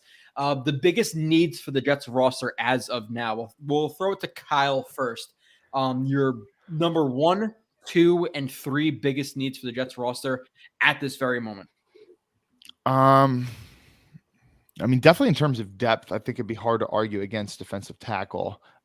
After we had the whole defensive tackle discussion, Not even depth. You need a starter too, Kyle. Yeah, I mean, well, a lot of people were saying JFM, and I still like JFM more inside than outside, although he is very versatile. I think, and I said this again, that JFM had his best season last year, including over his first season with the Jets where he played major reps. So, but I still think he is better inside. But could you argue that he's like a true defensive tackle, and he's kind of like an interesting hybrid piece. But you do need another beefy guy who is like 300-ish pounds. So 300 is only beefy at this point, but yeah, but JFM is a little bit light. He's a little light in the ass compared to some of those guys. Linebacker, I mean, definitely in the future. I mean, you got to move off from Mosley at some point, and they definitely could use more depth there. But you re-signed Quincy now, so I wouldn't say that that's. I would say that that's probably the least. I know Indy's is D tackle, linebacker, OT in that order. But what is Kyle Smith's rank? Okay, linebacker for me is last. I guess I would say.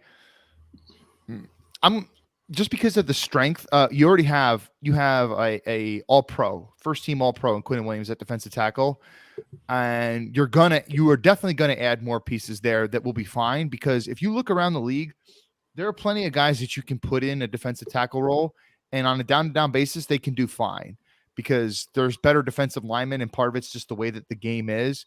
There are better defensive linemen than there are offensive linemen. It's just a fact. So you already got an all-pro there, so I would not say that defensive tackle is biggest need. I would say offensive tackle is a bigger need. Offensive tackle, biggest need out of that.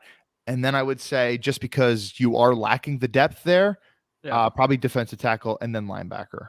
What do you think? Okay, so Nania, what is your number 1, 2, and 3? I know it took a lot of you poke and prod Kyle to get that answer, but yeah, and I mean, I think like in a vacuum, safety and defensive tackle would be up there because I mean, like we said, they don't even have a second starting defensive tackle, and they still need a starting free safety. But considering the direction the team is going, now that we know Rodgers is coming here, it's a Super Bowl or bust season with a almost 40-year-old quarterback. You have to factor in the positional value, and I think that's why I put tackle number 1, center number 2 right now, and then I would put defensive tackle 3rd. And defensive tackle is a big weakness. Like, don't get me wrong, if they can't find good talent to fill it out, you're one Quinnen injury away from what they often look like at the end of last season when Quinnen was hurt, which was not good.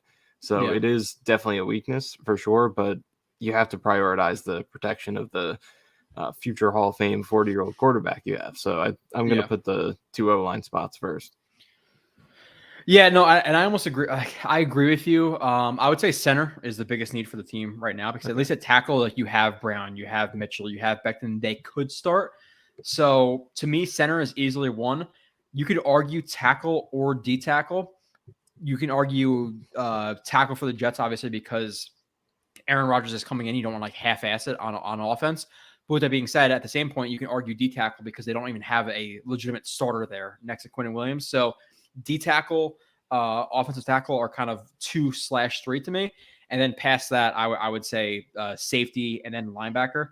But offensive center or center in general, D tackle are two positions I think that need to be solved before the draft. I think you can go into the draft without another tackle being added and hoping a guy gets picked at 13 or 43 or whatever. And if not, you go into veteran free agency.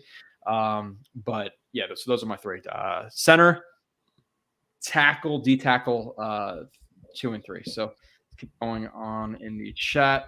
Packers embarrassing themselves. I think the Packers are a organization that operates in good faith, at least to my knowledge. So if they've had a framework around a Rodgers deal where it's, let's just say 2 2s, and now they're saying, oh, we want 2 1s, is that really how the Packers are going to operate? I don't think so. So we'll see. DXB Jets says, what's the easiest upgrade we can make on offense still? Kyle, how do you take that question? What's the easiest upgrade we can make on offense still? Easiest?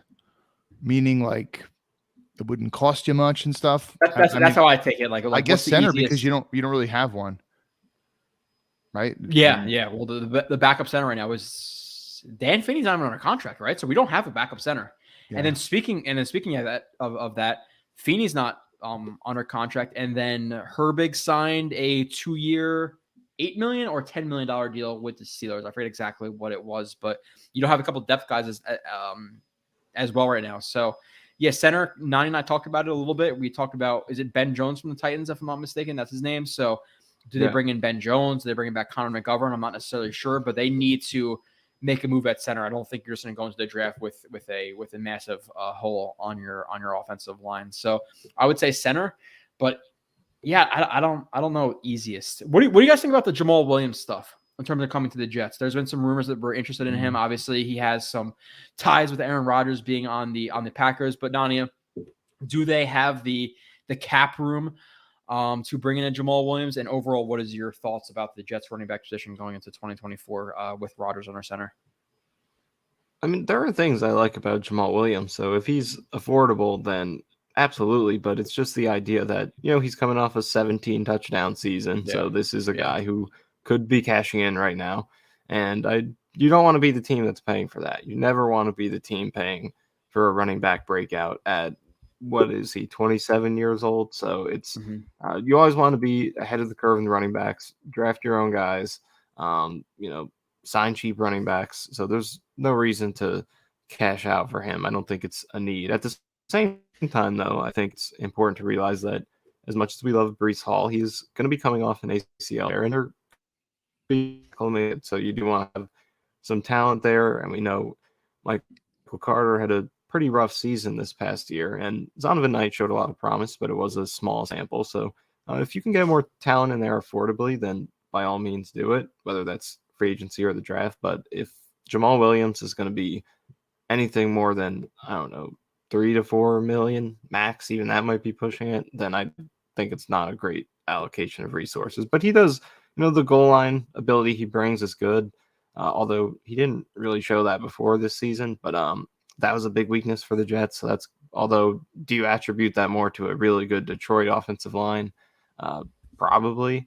But he does have he doesn't drop a lot of passes. He doesn't fumble a lot, at least prior to this past season. And he's been a pretty efficient rusher in his career. He's a good blocker. So there are good things he brings to the table, but you don't want to overpay for someone because of rushing touchdowns. Let's not forget, he couldn't punch it in from the 1-yard line against the Jets at MetLife Stadium last year. Right. Marvin Guns, he gave us a $5 super chat, and he typically does this. We appreciate it, Marvin. He sends a separate comment with this comment. Bart Scott said, get Kareem Hunt. Thoughts? I'll be honest. Before I even saw this super chat, Marvin Guns, you're telling me if we have to spend money on a veteran running back, I would take Kareem Hunt before Jamal Williams any day. Any day. That's in a vacuum, though. But one, do we want to spend that much money on Kareem Hunt? And and obviously, Kareem Hunt's going to cost more than Jamal Williams. Do you think it would be a lot more, though? That's what I'm wondering, because, I mean, what's the age difference between them? And I don't know. But even on the cheaper end, it's going to cost what, $6, $7, $8 million a year? Do we need another running back? We need a free safety, a linebacker, not for that tackle, a tackle. Yeah, no. You're not investing $6, $7, $8 million into a Kareem Hunt. Kyle, I don't know if you saw this though from. Oh, sorry. I'm sorry. No, sorry. No, it's okay. I'm gonna control that, but I'm gonna take that comment off the screen.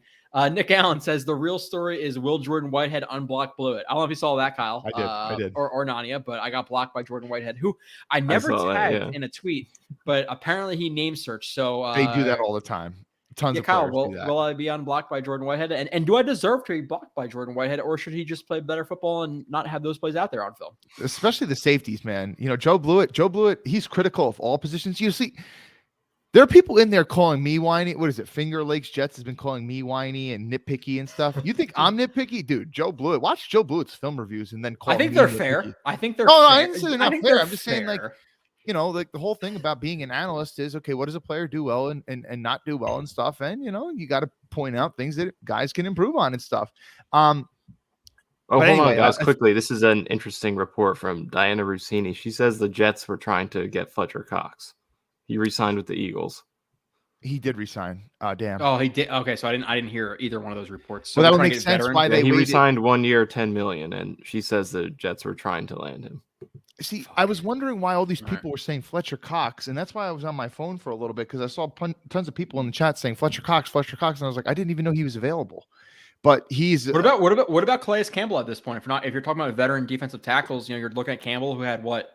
Correct me if I'm wrong, 4, 5, 6 sacks last year. He wasn't unproductive. Who's a guy who, again, versatile in the sense like JFM, you can kick him out and be a 5 technique as well. Like, he's a versatile player. I mean, like, granted, he doesn't have the juice that he once did, but he's never a great athlete. Yeah. Never. He's a guy who's always just won with, like, good willpower and technique and things like that. So, Nani, you said 1 year, 10 million? Was that 10 and a half? What was that exact contract? Yeah, 1 year, $10 million for Cox. Yeah. Okay, so you're assuming at that point the Jets know they need a starting D tackle and they're willing to spend at least a decent amount of money on said D tackle. So is it Linval Joseph? Is it Akeem Hicks? Late 30s D tackle? I think Campbell would make sense. Yeah. Yeah, Nani, can you pull up a list of the veteran, or not even veteran, but the D tackles available right now, and then maybe we can talk about some of those, because obviously the Jets. Yeah, let's see. The biggest need right now is center D tackle. Like, at least again at tackle, you have Dwayne Brown, who maybe after shoulder surgery could play better. You have Mitchell. You have Becton. There is nothing at D tackle. There is nothing at center. So those are the two biggest needs. So, and obviously, with the report that the Jets were willing to at least negotiate with a guy who wants 1 year, $30 or $10 million, they're going to be in that market for a starter. So that would be cool though, because much like Aaron Rodgers is Zach Wilson's idol, so to speak, Quinnen Williams, they would always ask him, like, who do you model your game after? Who do you really love on the D tackle and position? Instead of like saying like the obvious choice of Aaron Donald, he always said Fletcher Cox is my guy. So it would have been cool to pair those two alongside each other, but I guess we won't be seeing that. Got a list here. If you want me to share it. Yeah, go ahead. Share names. All right, I'll share it. Yeah, dude. Whatever you want. You're the co-owner of JetX. You have more say here than Kyle does. So you do. That's true. you do whatever you want. Well, and while you do that, I'm gonna keep going through the. Wait, hold on. Did we get another chat? Hold on. Let me see if we got another chat. Super chat. One job. See that? Just manage that. I'm trying, Joe. Okay. Whoa, what? Aaron Rodgers. He dropped in to give us a super chat. Oh, we'll give him a free subscription, Nani. Even though Connor McGovern, who we thought signed to the Lions last night, was the first Jets player I think to invest in Jets X Factor, but we'll let Aaron. I think we'll do that. Which, by the way, Nania, I'm not trying to put any pressure on you right now, but I have a intro that has heavily featured Zach Wilson on it right now, so it might need to change. I gotta know. Get on that. I'm gonna add this to the screen though, what Nania has up on his computer right now. These are some of the free agent defensive tackles. Obviously, Fletcher Cox is signed. Shelby Harris was the guy who was involved in the Russell Wilson trade, if I'm not mistaken, right? That's correct. Brockers. So, yeah. I'm not sure if Brockers has fell off in the last couple of years. I know Quentin Jefferson's at least a decent guy. Jared Tillery, a little bit disappointing. He was a draft pick of the he was cut Chargers season, if I'm not mistaken. Chargers, Chargers, right? Nadamakan Sue, Joseph, like Chris Hankins. Wormley, I brought him up earlier, though. Yeah, I don't know if he's a starting talent, but he might be more of like I was picturing him to be replacing Thomas and Shepard more so. Okay, so Nani, you do 1,000 articles a day. So I'm sure you've done some stuff on defensive tackles. Is there any names here who intrigue you as a starting level guy, or do the Jets need to go to the draft pretty early? Well, the thing about Quentin Jefferson is he's a very good pass rusher. He's put up over 40 pressures, I think 6 sacks each of the last 2 seasons. So he's very productive there, but he's not known as a good run defender. The Seahawks had a really bad run defense this year, and he was apparently a pretty big part of that from what I was researching.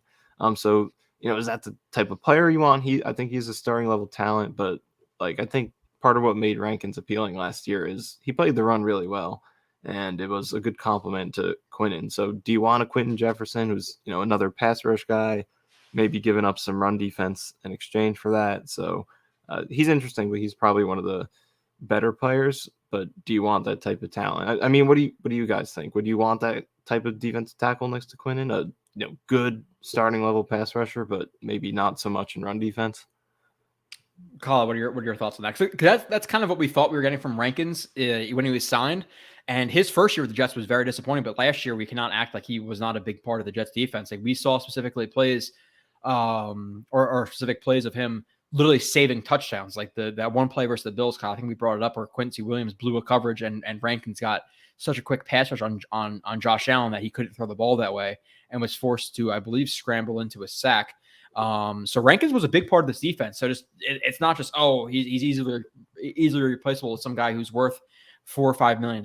So was there anybody who intrigued you on that list? And what do you think the Jets do at defensive tackle? Because yes, Smart's still under contract, so maybe he's the end, or a D tackle 3 or 4, but the Jets at the minimum, in my opinion, at least, I don't want to put words in your guys' mouth, but they need a starting level D tackle and they need a primary backup, especially considering how much the Jets play their backups. Now, we're all hoping Quentin Williams doesn't play 60% of the snaps when he gets $25 million a year from the Jets, but obviously with the Jets versus other teams, their backup position at D tackle or any defensive line position is highlighted even more so. So D end 2/3/4, Kyle, what are your thoughts for the Jets? Are we talking about D tackle or D end? Because you just I'm going to say D end a couple times, but I meant D tackle the entire time. Okay. The Yanklings have creeped in a little bit. So to your point, congrats to Sheldon Rankins. He deserves the contract he got. He definitely played significantly better in year 2 with the Jets than year 1. And I don't blame him at all for going to get more money elsewhere. But clearly the Jets had another plan and they wanted to go get Fletcher Cox, which is really cool.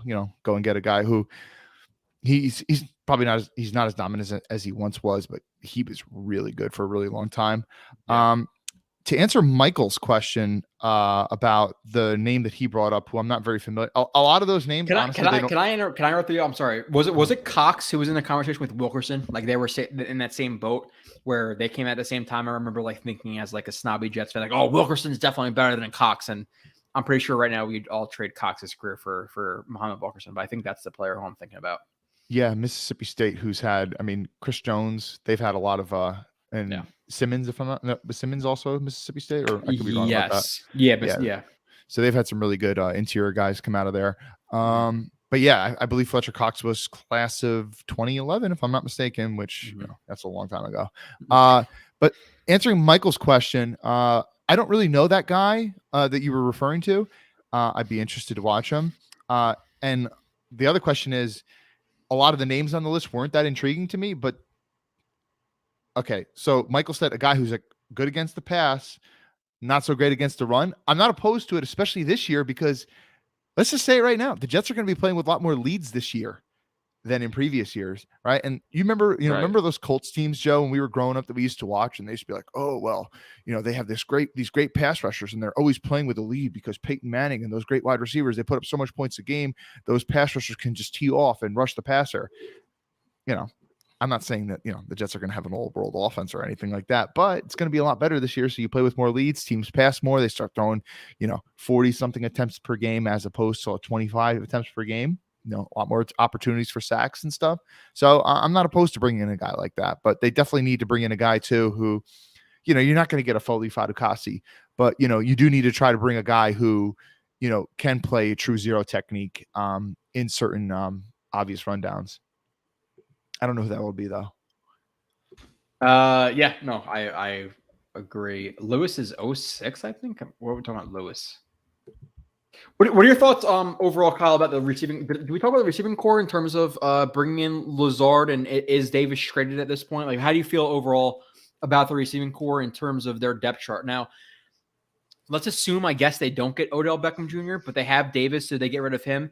And is Cobb a good enough for this team, or would you like to see them maybe draft a guy or even bring in, I don't know exactly who it would be at wide receiver 4? And again, to me, Cobb is just as good, if not better. Braxton Berrios. Like Definitely better than better than Braxton Berrios as a pure receiver, and Rodgers has that trust for him. So I'm not, or that trust with him. So I'm not like losing my mind about him being on the roster. Like people actually bring in Cobb is like he's a 45-year-old receiver who has no talent. Like he's still a decent backup slot receiver in the NFL, but are you comfortable with him at wide receiver 4? Like, what do you feel like they do with his position? Could they draft a guy? Do they bring in a big guy? Me and Michael talked about prior to you getting here. Do they trade Corey Davis? Do they get rid of Elijah Moore and then bring in a Mike Evans? Like, what do you feel needs to be done to that position? Are you kind of okay with where it stands? Being that they signed Lazard, I saw your tweet and you were suggesting when Jalen Ramsey was announced that he was going to the Dolphins, you tweeted out Mike Evans torching him for a touchdown. And that got me a little excited, and I was like, "Oh, a 3rd-round pick!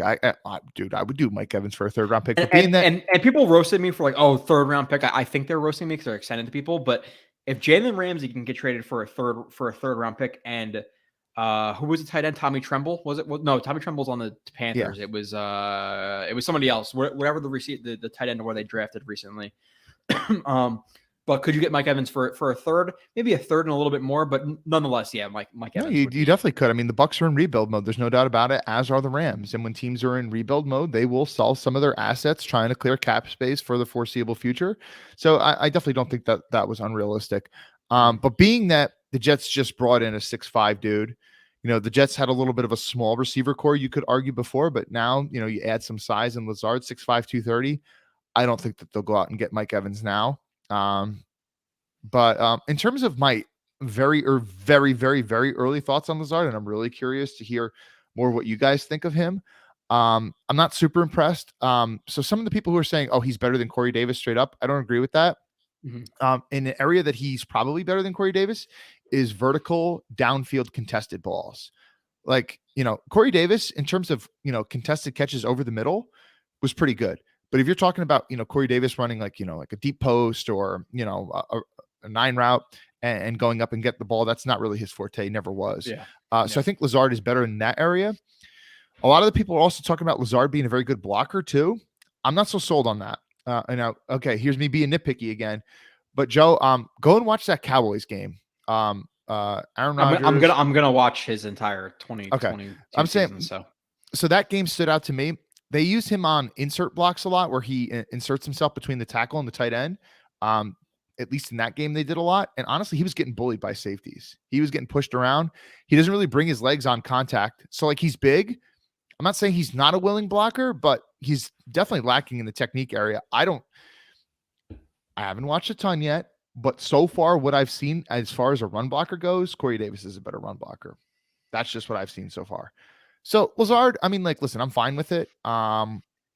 He doesn't create a ton of separation. He's not the fastest dude in the world. He's a 4.55 guy. But he is big. And he does have chemistry with Rodgers, and he's probably only getting better. Yeah. I don't think he's got the most solid hands in the world. He catches with really wide hands sometimes. He doesn't close his hands all that much sometimes. So I've seen a couple drops. So, I mean, he's kind of a jag, if I'm being honest. But hey, listen, if he's my 3rd receiver, I'm fine with it.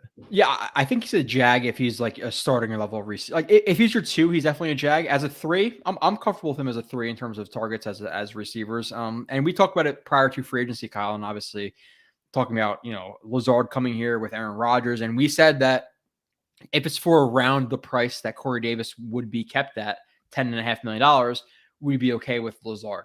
Lazard isn't as good of a player as Corey Davis when Corey Davis is healthy. But with that being said, he hasn't been healthy. So you have him. So you have a healthy receiver in Lazard who has a year, I think is a year younger than a Corey Davis, and who has that chemistry with Rodgers. So I'm okay with it for $11 million. I think he's an okay, starting level receiver, which again, starting to me is the top 3 receivers on the team. So I'm okay with it. But do you think they added anything more? And I see Rich in here. I think they're going to add something else. I don't know. Yeah, saying that he hopes it's Corey Davis, but do you keep Corey Davis for $10.5 million? Because to me, Corey Davis doesn't take a pay cut from the Jets. So do you cut him? Do you potentially keep Corey Davis for $10.5 million as a wide receiver 3 or 4? I guess Nani will throw that back to you first, and then we'll go to Kyle after that. But do you see any potential that Corey Davis could be kept here as a wide receiver 3 or 4? Or do you think that he's for sure gone, and then maybe they'd look to bring in a different wide receiver 4? Well, first on what you guys were saying about Lazard in terms of like how good he is, I think compared to Corey Davis, I wouldn't say he's a straight up upgrade. I would probably say Davis is better. It's just that, if Lazard can stay more durable than Davis, which I think is based on their track records, probably more likely. If he can stay more durable and plus the familiarity with Rodgers, I think because of those things, he could probably match the impact, especially as, like you said, Joe, if he's just your 3rd receiver, I think in that role, he could, bring more than a good number of 3rd receivers in the league can bring because of his red zone ability, his way to use his size on vertical routes, and things like that. And I think his blocking, like you mentioned, Kyle, I think maybe he's not a perfect blocker or anything, but I was watching through some games yesterday, just looking at run plays to see how his blocking was looking. And I think on outside run plays, he looked pretty good. Like if he just has to, pin the slot corner inside or a safety or something like that, he usually took good angles and was able to set those up. So I liked what he did with that. But yeah, in terms of Corey Davis staying, I mean, it's, we talked about this being an all-in season. So on paper, does it make a lot of sense with Corey Davis's money? Probably not. But I guess if you do want to maximize the talent and you don't see yourself getting a Hopkins or an Evans or something like that, do you keep him? I think there's a possibility, but it just feels like because I think they bring you similar things in terms of the role that they would play, Lazard and Davis do. And the cap space is sitting there waiting to be had with Davis. So all signs kind of point to them moving on from Davis in some way. But I wouldn't completely rule out Davis staying, but I do think it's pretty likely he's played his last game with the Jets. Talking Jets with Tigo mentioned that the Quincy Williams contract is 2.5 for the first year, and the second year is 6.9, with an easy out after the second year. So yeah, pretty good contract for Quincy Williams. And I'm happy to have him, but I don't think he's actually worth exactly $6 million a year, but still pretty solid. We got a super chat. Sneakers to Boots. Thank you, Sneakers. Very loyal watcher, listener. $5 says, fellas, these home game tailgates are going to be madness. Mahomes versus Rodgers in our own building late December in snow for the number 1 seed. We deserve this. I will certainly be going to that game. My dad has been telling me, hey, the Jets play the Chiefs at MetLife Stadium this year. So I'll definitely be there for that one for sure. Yeah, Kyle and Nani, you guys are going to be there for the home opener. I'm hoping you guys will. I anticipate it. I do anticipate being there. Yeah, not Rodgers being there. I got to get up there. I mean, you guys know just for now that Rodgers is going to be on the team. Yeah. Sorry, go ahead, Michael. But you guys know just because the Jets were 5-2 and traded for James Robinson, I made a single day round trip plane trip from North Carolina to see that Patriots game. So with Aaron Rodgers on the team, home opener, we'll see who it's against. You can count on me being there. But on the subject, I was curious to ask you guys, Jets are probably going to get a lot of primetime games this year, which we're not used to. So do you have any predictions on like who those primetime games might be against? Because there are a lot of good candidates on this schedule. I think and we haven't been on Sunday Night Football since 2011, if I'm not mistaken. I think the Jets get at least 4 or 5 primetime games this year, right? They break Sunday Night Football at least once or twice. So I would versus who? Bills. One of them is going to be a division game, and it probably won't be the Patriots. So I would say either Dolphins or Bills is one of them. Yeah, I would see it. I would see a night game with the Bills. I would see a night Chiefs game is probably with the another. Chiefs. Rodgers, Mahomes. That's a storyline in and of itself. It could be Mahomes, Rodgers last year. Dallas, so that'd probably Philly, Giants are on the schedule. at the Raiders. There are some Giants. Wait, hold on. Giants is a Michael, Giants home Michael, game Michael. too. So I'll be going. Dallas is a good Yeah. pick because Rodgers won his Super Bowl in Dallas, and they play in Dallas this year, if I'm not mistaken. Oh, So dude, make it a that's night good game. one. Make it a night game. I will be in Dallas for that game. So a night game would be I was very, at the very nice. previous Dallas Jets game in 2015. Was that That was who was the They was did that the Matt win, but Castle? No, it was no, who- Kellen Moore.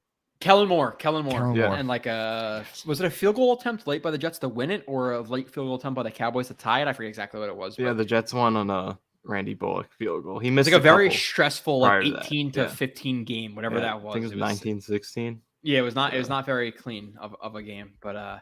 Was that- And honestly, was that for Christmas the Eve or what was that?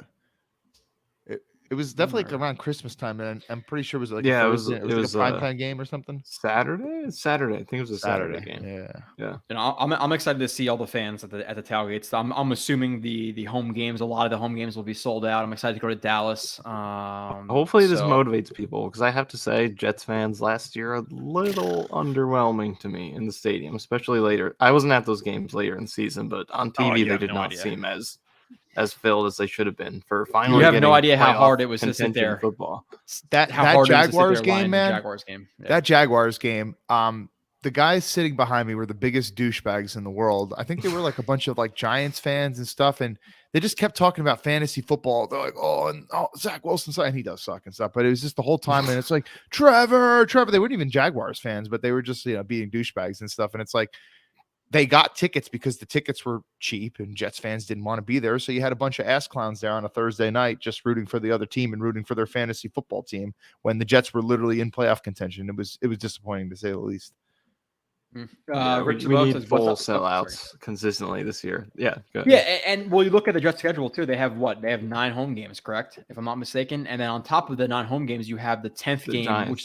which against Yeah. the Giants. So you'd assume that it's going to be at least what 35% Jets fans. So it's an away game, but it's a home game for the Jets in terms of being in their own stadium and having a lot of their fans there. So Also, last thing on the subject, some of these home games are definitely opportunities to really fill the stadium. I mean, Commanders, Texans, Falcons, Chargers, it should be 100% in those games. Chiefs will be tough. They travel pretty well. Eagles travel well, but some of these games, there's no excuse for Jets fans to dominate. oh, and like you look at the schedule and who they have at home, like the Jets could legitimately beat any single team that's on their schedule next year, and even last year, for the most part, like we all chalked in that week 9 game against the Bills as a loss, and we beat them with Zach Wilson. So they were in every single game with Aaron Rodgers. It's gonna be very exciting to watch Aaron Rodgers at MetLife Stadium. I still don't love the look of him or him in I the Jets agree. uniform. It's not a good match. Carr looked better. I will say that. Just looks weird. Speaking purely visually. Now, do He the doesn't Jets look bring an 80s logo helmet back to the fold this year, or 80s logo jersey as an alternate? Because that's my main question. Because I was watching that game, and I don't know if you guys saw this, but of course, when you hear all the news about Aaron Rodgers and him visiting, or the Jets visiting him and all this stuff, I'm not sure what night it was on. Maybe it was Monday or Sunday night, but the NFL Network is playing a live replay of Sam Darnold versus the Packers. Those uniforms from a couple of years ago, I do like more than these uniforms, but I don't like Aaron Rodgers in a Jets uniform. But obviously, I'll get over it pretty quickly when he's throwing 4-to-1 touchdown ratio. It's touchdown to 2 interceptions. By the way, can we take a moment to just talk about Aaron Rodgers' interception ratio for his career? Michael, I might have the stats wrong, but I was, for shits and giggles, a couple nights ago, I was looking at Brett Favre's interceptions, career interceptions versus Aaron Rodgers. If I'm not mistaken, Brett Favre threw 369 career interceptions, and Aaron Rodgers has tossed 105. So Brett Favre has way more than triple the amount of interceptions that Aaron Rodgers has had, if I got those numbers right. I mean, Aaron Rodgers is like consistently 6-7 interceptions per year, despite tossing 30-40 touchdowns a year. No, that's I know last year part of watching Rodgers. The low What was that? interceptions. I mean, this is before this. Yeah, that's part of watching him this year. Is just the interceptions. I mean, before this year, he had 11 straight seasons with single interceptions. The Jets fans just have no idea how to comprehend that. No idea. Yeah, we have guys tossing less than, we have guys with a 9-11 stat line, 9 touchdowns to 11 interceptions. All right, I mean, like he's Aaron got Rodgers 4 in a throws 12 season, interceptions, 5, 4, 2. and it's like his worst season ever. Nania, so we have Rich who's commenting and saying anyone calling Michael monotone hasn't listened to his live reactions to the game, which you are a straight up psychopath. And you said you did have a live reaction to the Aaron Rodgers thing, or do you not have that? I do have it somewhere. I think I put it on my computer. But yeah, CYJ podcast. I'm sure you're gonna hear that which him and Ben Blessing thing. Go and listen to that. But I'm sure that will be the release of the Michael Nania reaction, which I still think the best reaction I've heard from you was the Raiders loss in 2019, right? Was that 2019 or 2020? Probably, yeah. But I went pretty insane for the Browns game too. But that Raiders one actually still might be up there. We got to fix that this year. I do not think Kyle's monotone. We have Kyle complains a bit too much in nitpicks, but he's not monotone. We have a bunch of Kyle is Jet X F D-line expert will not tolerate disrespect. X factor. X factor. Let's see. Garrett at 1,500 yards easily. Listen, if he got what was the exact number last year? 1,100 and something with Mike White, Zach Wilson, Joe Flacco. Could he have 1,500 yards next year? I think it could happen. Now, considering that you're going to have Lazard 1,103. Yeah, do I think it's that And much? he wasn't even playing major reps for like the first two weeks? Like when did they start actually featuring him like a lot? Like I guess after the Cleveland game, which was after the first Cleveland game was the second game. So yeah. But I feel like even early, like in the first half of that Cleveland game, were they playing him a lot? Like didn't they start not feature him until like the second half? Well, I know the Ravens game. It took him until was it right before the half or right after the half where he got that snap where he broke like 3 tackles and almost got the first down on 3rd and 9. Yeah. But with that being said, you have Garrett Wilson, you have Lazard, you have Moore, you have Cobb. Most likely, you have a bunch of tight ends. So I don't think he gets to 1,500 yards, but I think he gets pretty close to it. I would say his touchdown numbers will go way up. He only had 4. Expect 10 plus. I would say. Yeah, so Edward Stewart does definitely need a quality safety. Nani, is there anybody out there at free safety who we'd prefer at this point? I know Taylor Rapp is out there. Yeah, if you could pull up on the list. I know Taylor Rapp is out there. I know there's one guy who just signed literally 2 minutes ago, Juan Thornhill, 3 years, $21 million to Cleveland. So that's another guy off the board. Taylor Rapp and Julian Love, I know are out there, but they're more. I mean, maybe they could switch. They have the versatility, but they were playing box safety roles with their team, so maybe not fits for what the Jets need. But I'll get the list of safeties here. But that's another position where we're gonna have to see what they do because a lot of those options that may have been able to fill the starting role have kind of signed already. So let me pull up the safeties here. What do you think, Kyle? Interesting guy in the mix here. If we're looking at in-house options, what do you think of Tony Adams potentially competing for that spot next year? So I saw that name being thrown around the chat too, and it's hard to not like what you saw of him, although it was such a limited sample size that it's hard to really bank on him being your starter going forward and saying like, yeah, we feel very sure about that. But I think the Jets staff kind of probably realized, man, we probably should have played this guy a little bit earlier in the season. Sometimes it's hard to know that that's the right move to make, but he seemed to be a clear upgrade over someone like Joyner when he had to play more major reps. Blewett did a film review of him. What was it? After week-ish 3 of the preseason, and he had very a high opinion of him. So I like Adams. It's just, can you bank on him being your starter? It doesn't seem like that's the best business move in the world. Now, maybe you bring in another guy who does have more experience, and you make it a legit competition in camp. Hey, listen, Tony Adams, you could maybe win this job in camp. Like, you tell him that.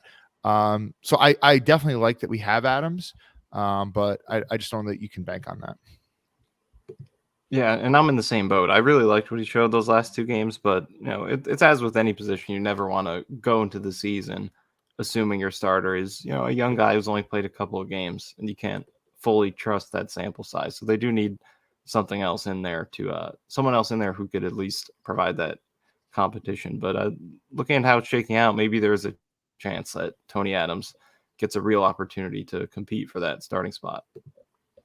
Yeah, I hope it's not the answer. Like, obviously, I would rather have a Jimmy Ward or whoever it may be in here. Yeah. But at the end of the day, like if they address tackle, if they address center, if they address linebacker, and the weakest part, the biggest question mark on the roster is Adams starting at free safety. Again, not ideal, but you're gonna have a weak spot on the roster. You know, it's gonna be at linebacker. That's something that's always important linebacker. to remember. You can't fix every single hole in your roster. Like even look at the Chiefs this year, any Super Bowl team, like they have weaknesses. That you don't have to be a perfect team to be a Super Bowl team. So the priorities were quarterback, which they seem to have addressed, an offensive line. If you can get those things fixed with everything else they already had, they're looking pretty good. And there might be some positions they have to throw on the back burner a little bit, maybe go a little bit cheaper at, bank on some young guys, something like that. But as long as those are the less premium areas, then you should be able to survive. Yeah, exactly. Blitz Crew, $2 super chat, which we appreciate. Is Taylor Rapp from the Rams a viable option? I don't know much about him. He's not too old, right? He's probably 27, 28, if I'm not mistaken. And to be honest, like we could talk about, Chauncey Gardner-Johnson versus Whitehead versus Rapp versus Jimmy Ward. But at the end of the day, if the Jets sign a jag of a starter at free safety, they're better than they were last year. Lamarcus Joyner was he was a bad starter last year, unequivocally a very, very bad starter. So if you just get a guy who's average or even below average, you're better than a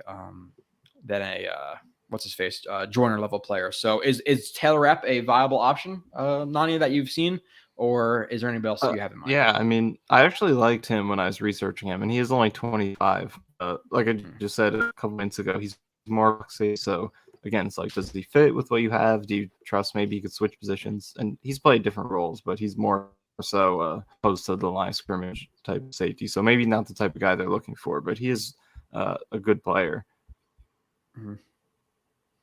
Let's see. Drafted developmental. People talk about like drafting a guy in the second or third round, or if what's his name, Herndon Hooker's there in like the third round.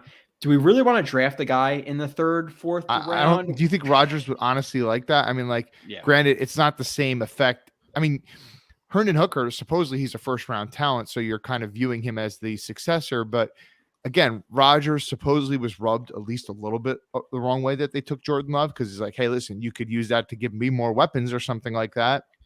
I only got so many years left. And like Rodgers, he's viewing this as, if not his very last year, it's one of his last years.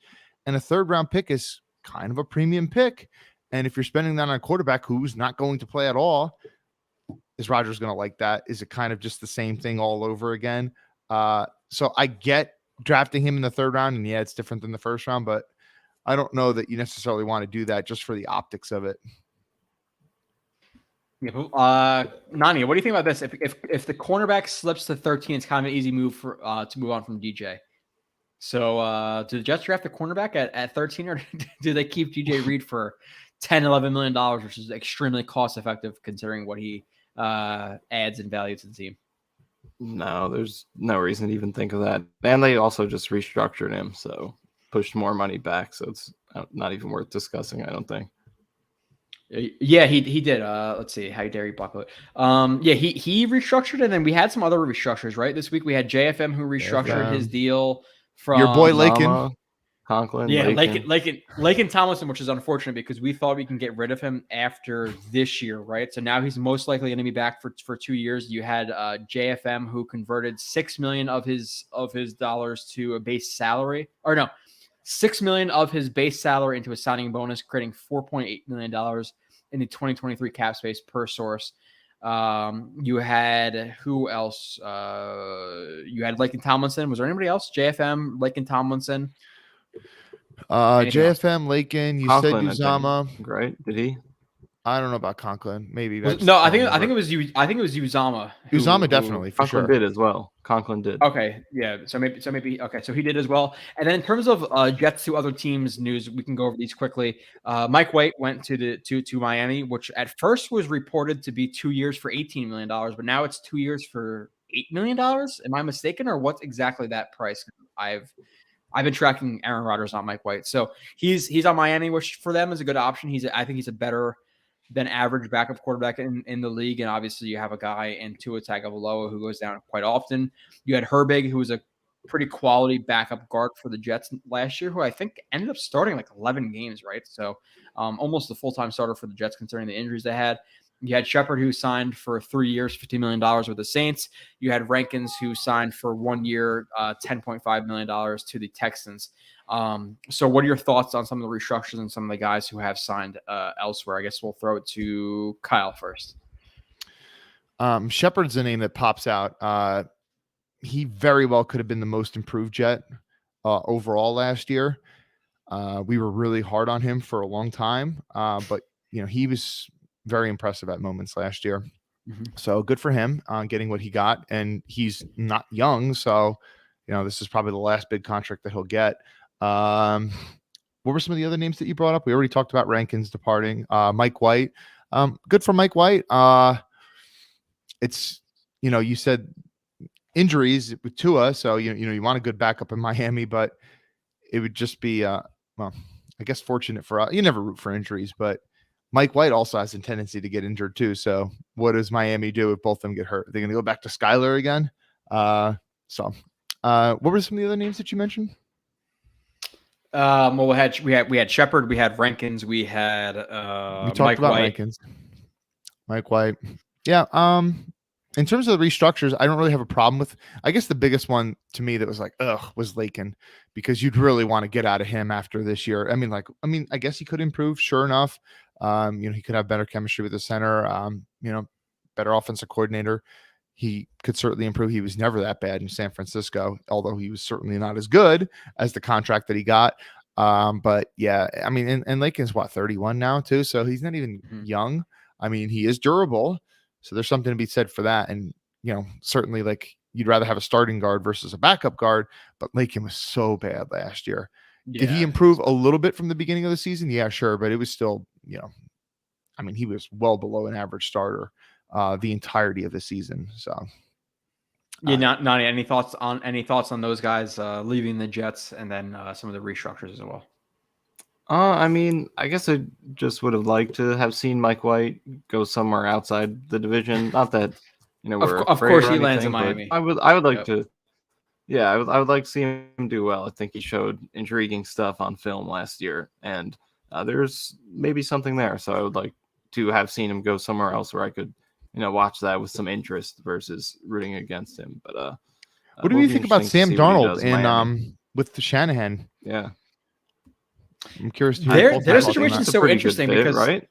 Yeah, it's a good fit. They apparently liked him in the draft as well when he came out. I'm not necessarily sure if that's 100% true or not, but it's interesting because do you start Lance? Do you start their rookie sensation Brock Purdy? Do you obviously Sam Darnold's not going to start, but how's that going to work out? Because you have a guy who dragged you to not dragged you, but he led you to they went to the NFC Championship game, right? They were in the NFC Championship against the Eagles. Do you start him or do you start Trey Lance, who you traded up for to invest obviously a high pick into? I think Lance is going to be the favorite to start, but I think the way Shanahan's ready isn't there a chance he's not even ready for the first game? He just got his surgery too. If I'm not mistaken, it was within the last week he got his surgery. So he waited quite a bit after the season to get his surgery. And I'm not sure if it was. Didn't he go down in the preseason though? Why would he wait so long? No. You're thinking about. Lance. You're talking about Purdy. Okay. Purdy. Yeah. No, maybe Purdy is something like with Breece Hall, they say an ACL, if you give it an extra week or two before you had the surgery, it's actually better for post-surgery. I'm not sure exactly how that worked out, but I know Revis waited a while after he tore his ACL to get a surgery as well. Let's keep it. So let's keep it on. Matthew Wallace says, I think Lance is going to be the favorite to start there, and honestly, I would even say that Darnold has a better shot than Purdy. Yeah, and I'm no fan of Sam Darnold. But he's definitely more talented than Purdy. I do think that, hey, listen, you put him in a good system, he starts playing with confidence. He could be decent. I don't think he'll ever be good, but he could be decent. Matthew Wallace says Kareem Hunt and Jamal Williams are both 27. Hunt would be cheaper, had a really down year last year. Either way, whether it be Hunt or Jamal Williams being cheaper, obviously like Nani referenced before, Jamal Williams had 17 touchdowns, so he's going to be at least a decent price. I think the Jets answer at running back, which again is a little bit of a sneaky need to me, will be a 4th or 5th round running back, or one of these guys out there. I know Mostert signed or I think he re-signed with the Dolphins today or yesterday. But I think it's going to be a lesser tier free agent or like a rookie who's brought in to supplement the Jets running back room versus a guy in Jamal Williams or Hunt who's going to cost, more premium money on the running back market. So I just don't see the Jets investing that much into that position considering where their roster is. Restructure versus cut Mosley. Everybody hit that like button. I appreciate that. Mitotech. I don't know exactly what the name is. Mitotech RX. Kyle, is that what we're going with? I don't know.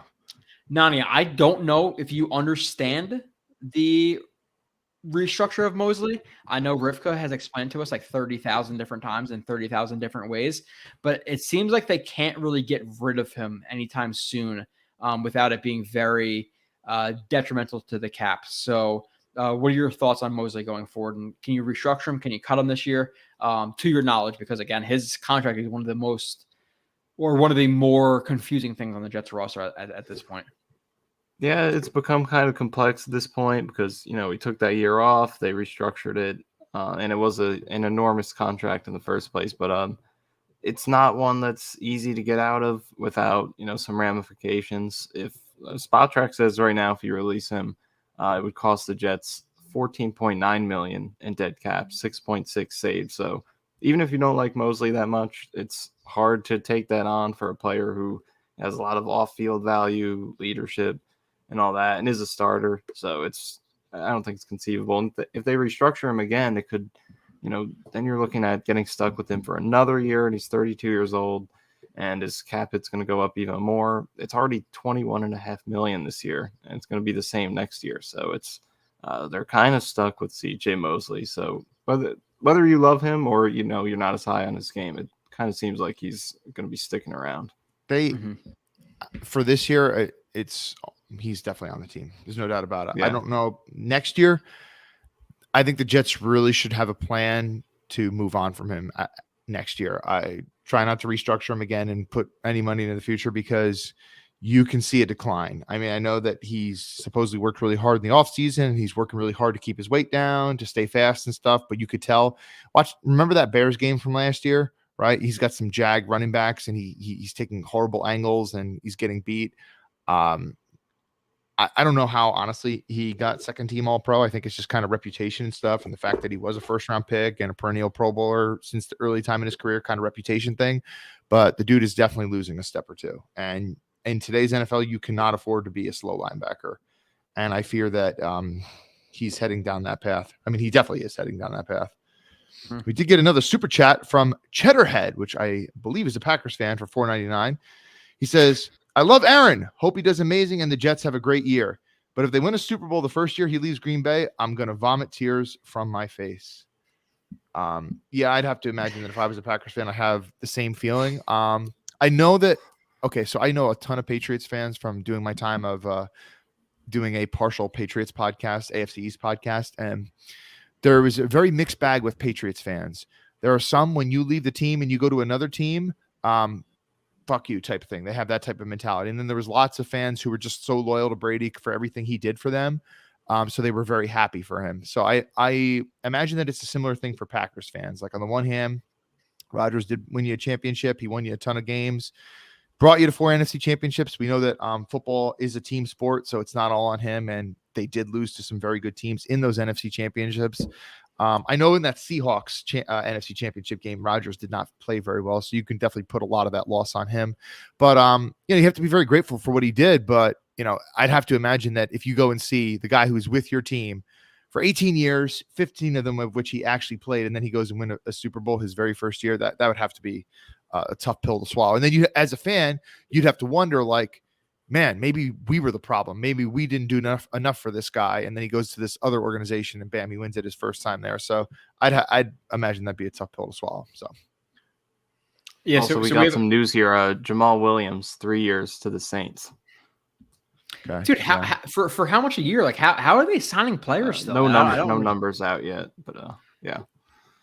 Like they created room for Carr. Now they're gonna get what, a $7, $8, $9 million a year running back. Like what is their plan exactly? You have Jamal Williams, you have Kamara, you have Michael Thomas, Olave.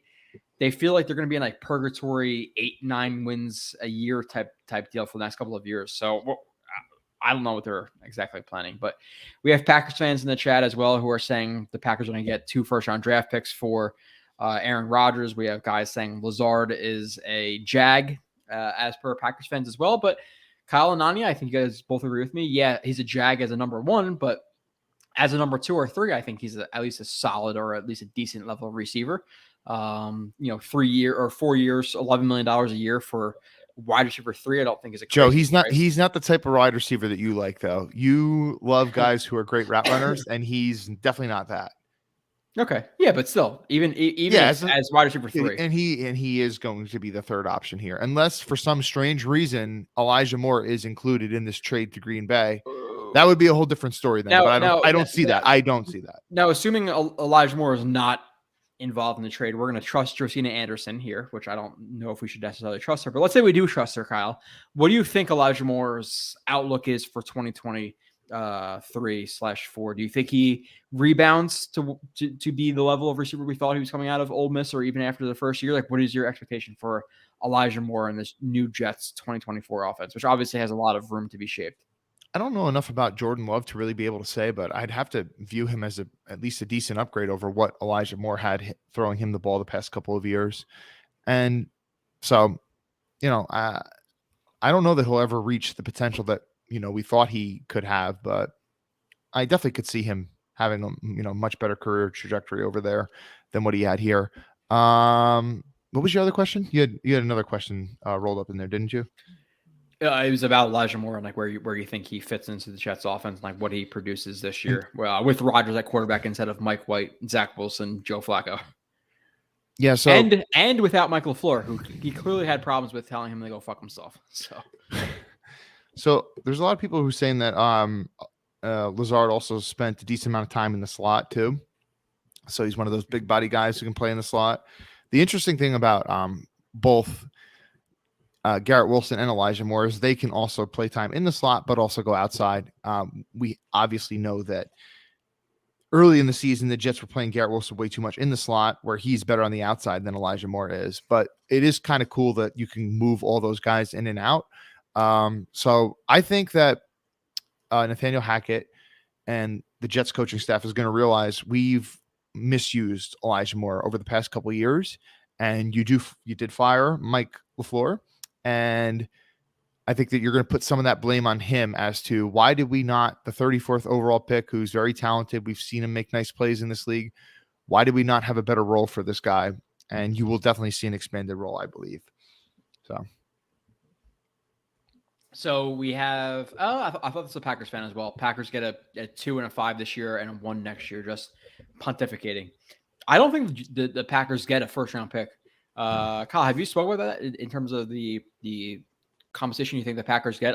Yeah, you did ask me. I said I think they get a 2 and then some 2 and a 3 or 4 pick, and it could very well be a compensatory pick. Yeah, depending on how far the Jets go this year or whatever. Mm-hmm. Also, what's the Packers president's name? Nani, do you know that? What the guy who had the interview where he was basically saying that if everything works out for us this year, Jordan Love will be the starter. Which Aaron Rodgers clearly heard. Mark Murphy, yeah. So he came out and he said that if everything works out for the Packers, basically that they would be starting Jordan Love next year. And Aaron Rodgers heard that, and clearly that pissed him off a little bit as well. So hopefully, again, we're getting Rodgers with a chip on his shoulder, because Rodgers with a chip on his shoulder is better than Rodgers without a chip on his shoulder. I think everybody is better with a chip on their shoulder, and hopefully that makes him play for 2, maybe even 3 years. I would say that all of us in this chat. In this panel right now, we probably assume it's going to be 2 years, right? Like, Nani, do you think it's how real is the possibility that he only plays for 1 year for the Jets, or do you think it's a stronger possibility he plays for 2 years versus 1? I do think it's because 1 year is such a it's such a small window to commit to, just both from team and player perspective. It really seems like a stretch to just let's do 1 year. Like such I know the Rams trade for Stafford. They got it first year. Brady got it first year, but it's very hard to do that. So I do think it'll be 2 years. But the one thing that does for me a little bit is that 90% comment. Like, if he was that close to retiring, is he going to that quickly go from retiring to 2 years playing? Maybe it's on the table he plays 1 year, but I think it just makes the most sense for everyone to do 2 years. So I think that's what it will be. I have a question for both of you guys. So I know he didn't really say this was a big motivating reason why he came back, but he said, it was kind of the whole things changed in how the Packers kind of viewed me, and that's why I wanted to come back. That's how he never said money was a reason why he came back. I think money was a huge reason why he came back. He's basically getting close to 60 mil guaranteed. If he plays this year, that's a lot of money to walk away from if it's fully guaranteed. So my question to you guys is, obviously, if the Jets are putting all this effort into getting him, you don't want him for just 1 year. So can you incentivize him to play a second year if you rework his contract, but you put a lot of guaranteed money into the fact that he has to come back next year too? Are you guys that interested in that? Because the risk with that is, what if he is 39 years old and his play takes a dive this year, right? And then you're hanging this guaranteed money onto him next year, and maybe he's not the player that you thought you were going to get.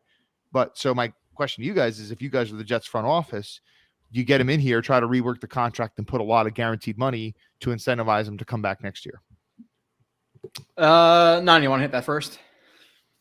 I mean, I think I would, because even if he is a declined version of himself, I still think it's the type of quarterback this team wants, like, a Carr type of quarterback, like we were talking about, like at least a mid-level average guy. Because even look at, and Brady is like 6 years ahead of Rodgers, but even look at the final version of him this year. Clearly declined, but that's still like a competent quarterback. So I would be okay with committing to that second year and accepting that risk of him maybe falling off. But I mean, I think that would make sense. I would try to lock him in for those 2 years. Like, at the end of the day, we're talking about a quarterback who is top 5, 10, at the minimum 10 of all time. Do I think he's going to fall off so much this year based on what I saw of him last year to not want him guaranteed for a second year? I would say lock him in a 2-year contract. If he falls off a little bit, then he's still going to be a top 10 quarterback. Like, oh no, we have a top 10 quarterback. If he falls off a little bit, at best he is an MVP type quarterback, if not top 5. So I'm willing to commit for him or to him for 2 years at this point.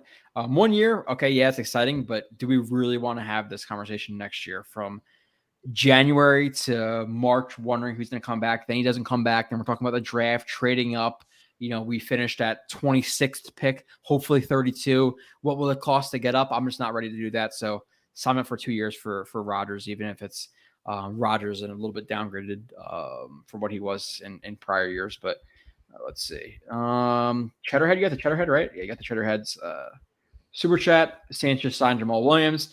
Crying face. At the end of the day, I love Jamal Williams. I love what he is. I love that he has experience with Aaron Rodgers. But do we really need to spend? What was the deal? Was it also the years, number 21? The numbers just came out. 3 years, 12 million, 8 guaranteed. 12 million total. Yeah. So 4 per year, 8 total guaranteed. Yeah, that is less than I would have thought it. To be completely honest, Kyle, would you have taken Jamal Williams for $4 million a year? To me, I would have been mad at that.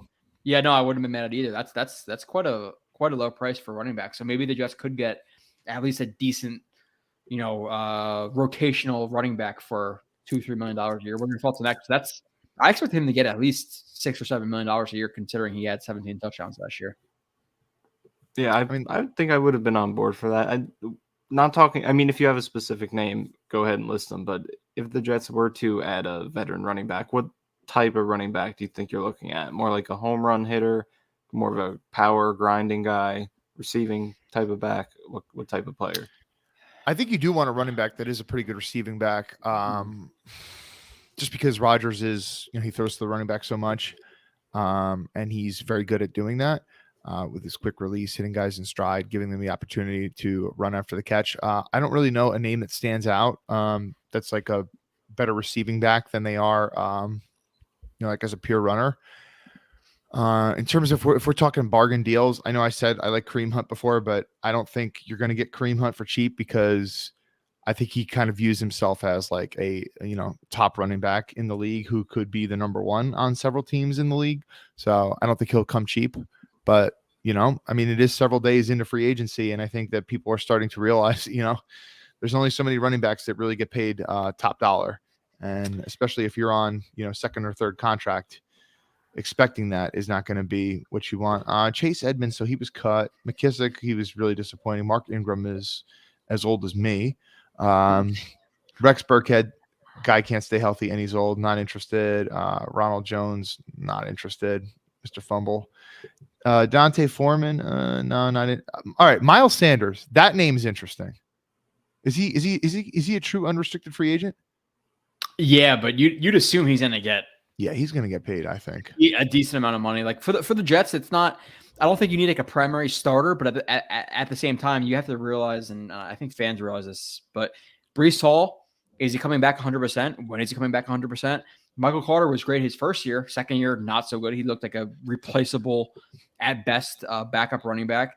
You have Donovan Knight, who went off for a game or two, but then past that, didn't really produce much. So you have a question mark at running back. But it's not a big enough question mark where you need to fill it with somebody like Kareem Hunt. But I think to get a veteran guy or a fourth or fifth round running back would be smart. I don't think they're locked down in that position yet. But I think Miles Sanders would be too much of an investment to that position. But, how about McKinnon? He brings the receiving ability. Dude, every time I watch the Chiefs game, he looked better than Clyde Edwards-Helaire. Every single time. I think that guy can still play in a very limited What were his stats capacity. last year? Like how much did he produce last year, Nani? I'm not sure about. He had 9 receiving McKinnon. touchdowns last year. Holy shit. A lot of them came. I think a lot of them came like he had like 3 or 4 in one game or something like that.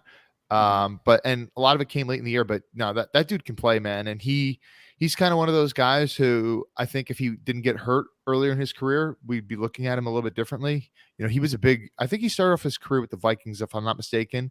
He went to the 49ers as a Shanahan signing and had a big injury and kind of never was able to really benefit and reap off the Shanahan system. But he's a player, man. And I would not mind bringing him in at all. Thing is, and I think we would all agree with this. I don't want to spend, cap space with the Jets was limited even before Rodgers. And the Jets have a decent amount of holes, right? This is not like, like some of these rosters, like that Eagles roster last year, like literally pretty much like every team has holes, but that Eagles roster had little teensy weensy holes, like very, very few. Like they had studs everywhere you can think of. The Jets don't have that filled out of a roster. And I'd rather spend money in other resources other than a running back, especially when you can go and get a cheap one in the draft. So, more offensive line help, getting that fourth receiver, whoever that's going to be, shoring up some of the defense. Like we said, basically have nothing at D tackle outside of Quinn and Williams. And, if you want to consider JFM that.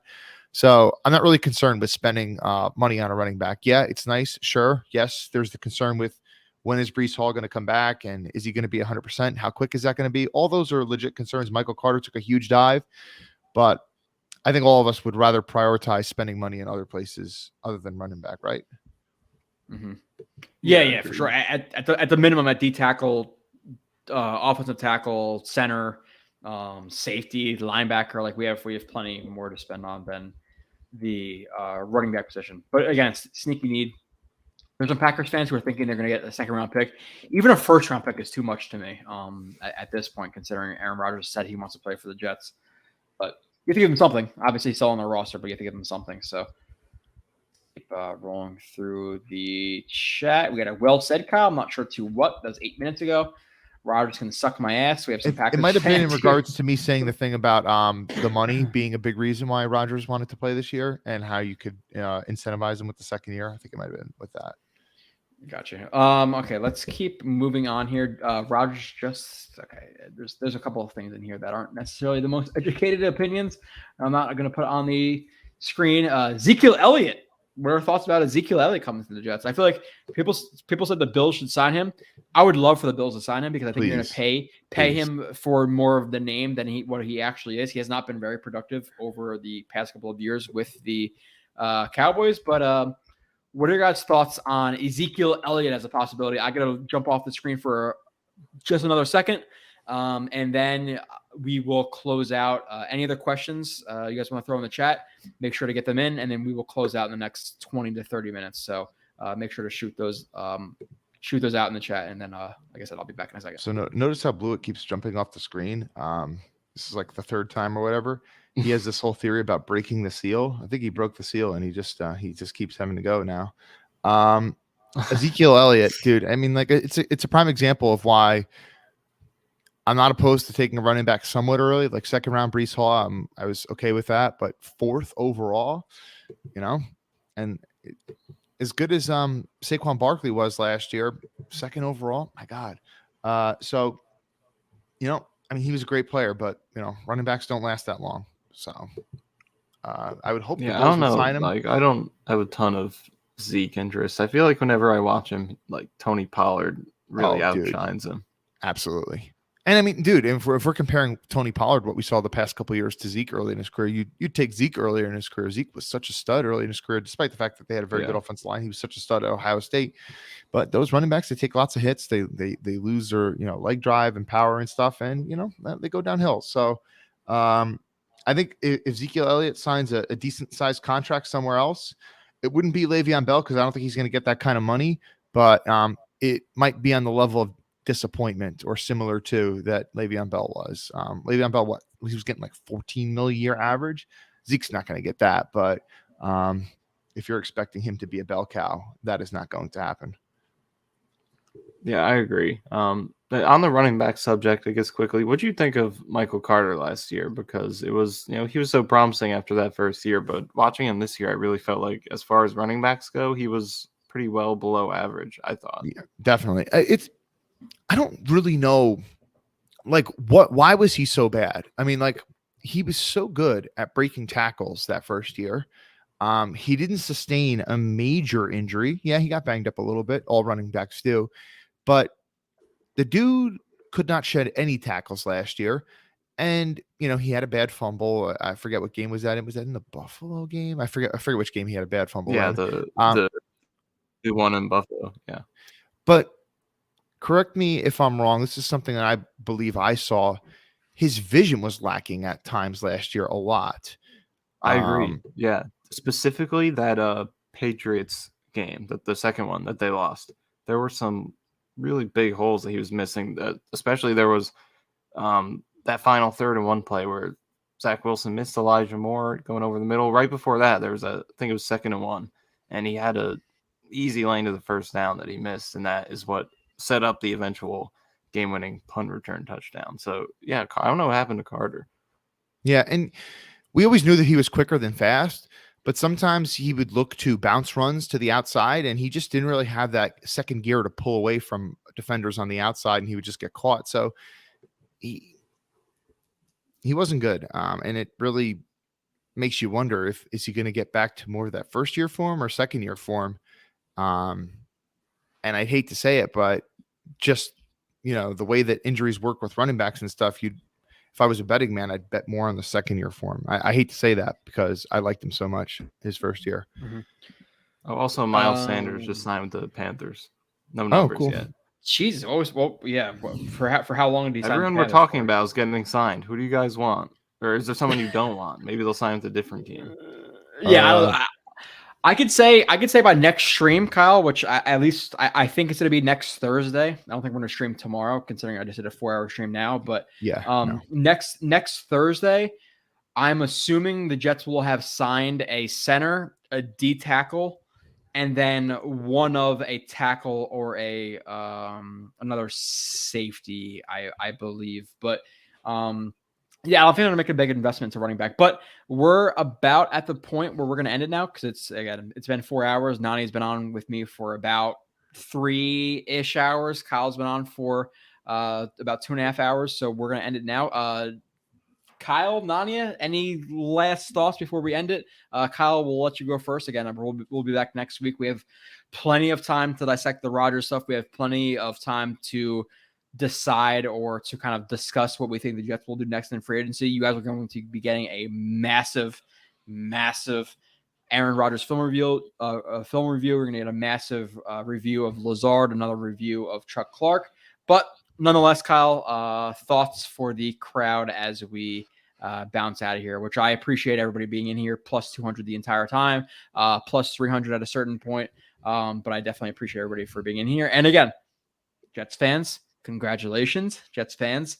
We don't have to watch a bottom 5 quarterback in the league next year. We have a top 5 guy, which is quite the change. But Kyle, last word before I shave and get ready for work that is coming later tonight.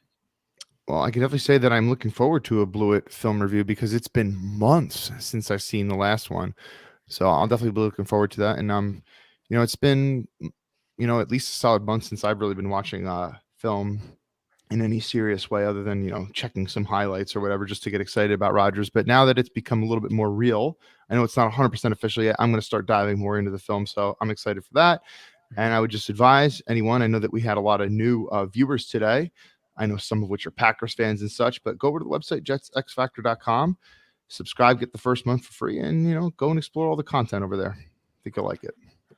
Nani, any last words? I know the newest CYJ dropped yesterday or the day before. I'm sure another CYJ will be dropping.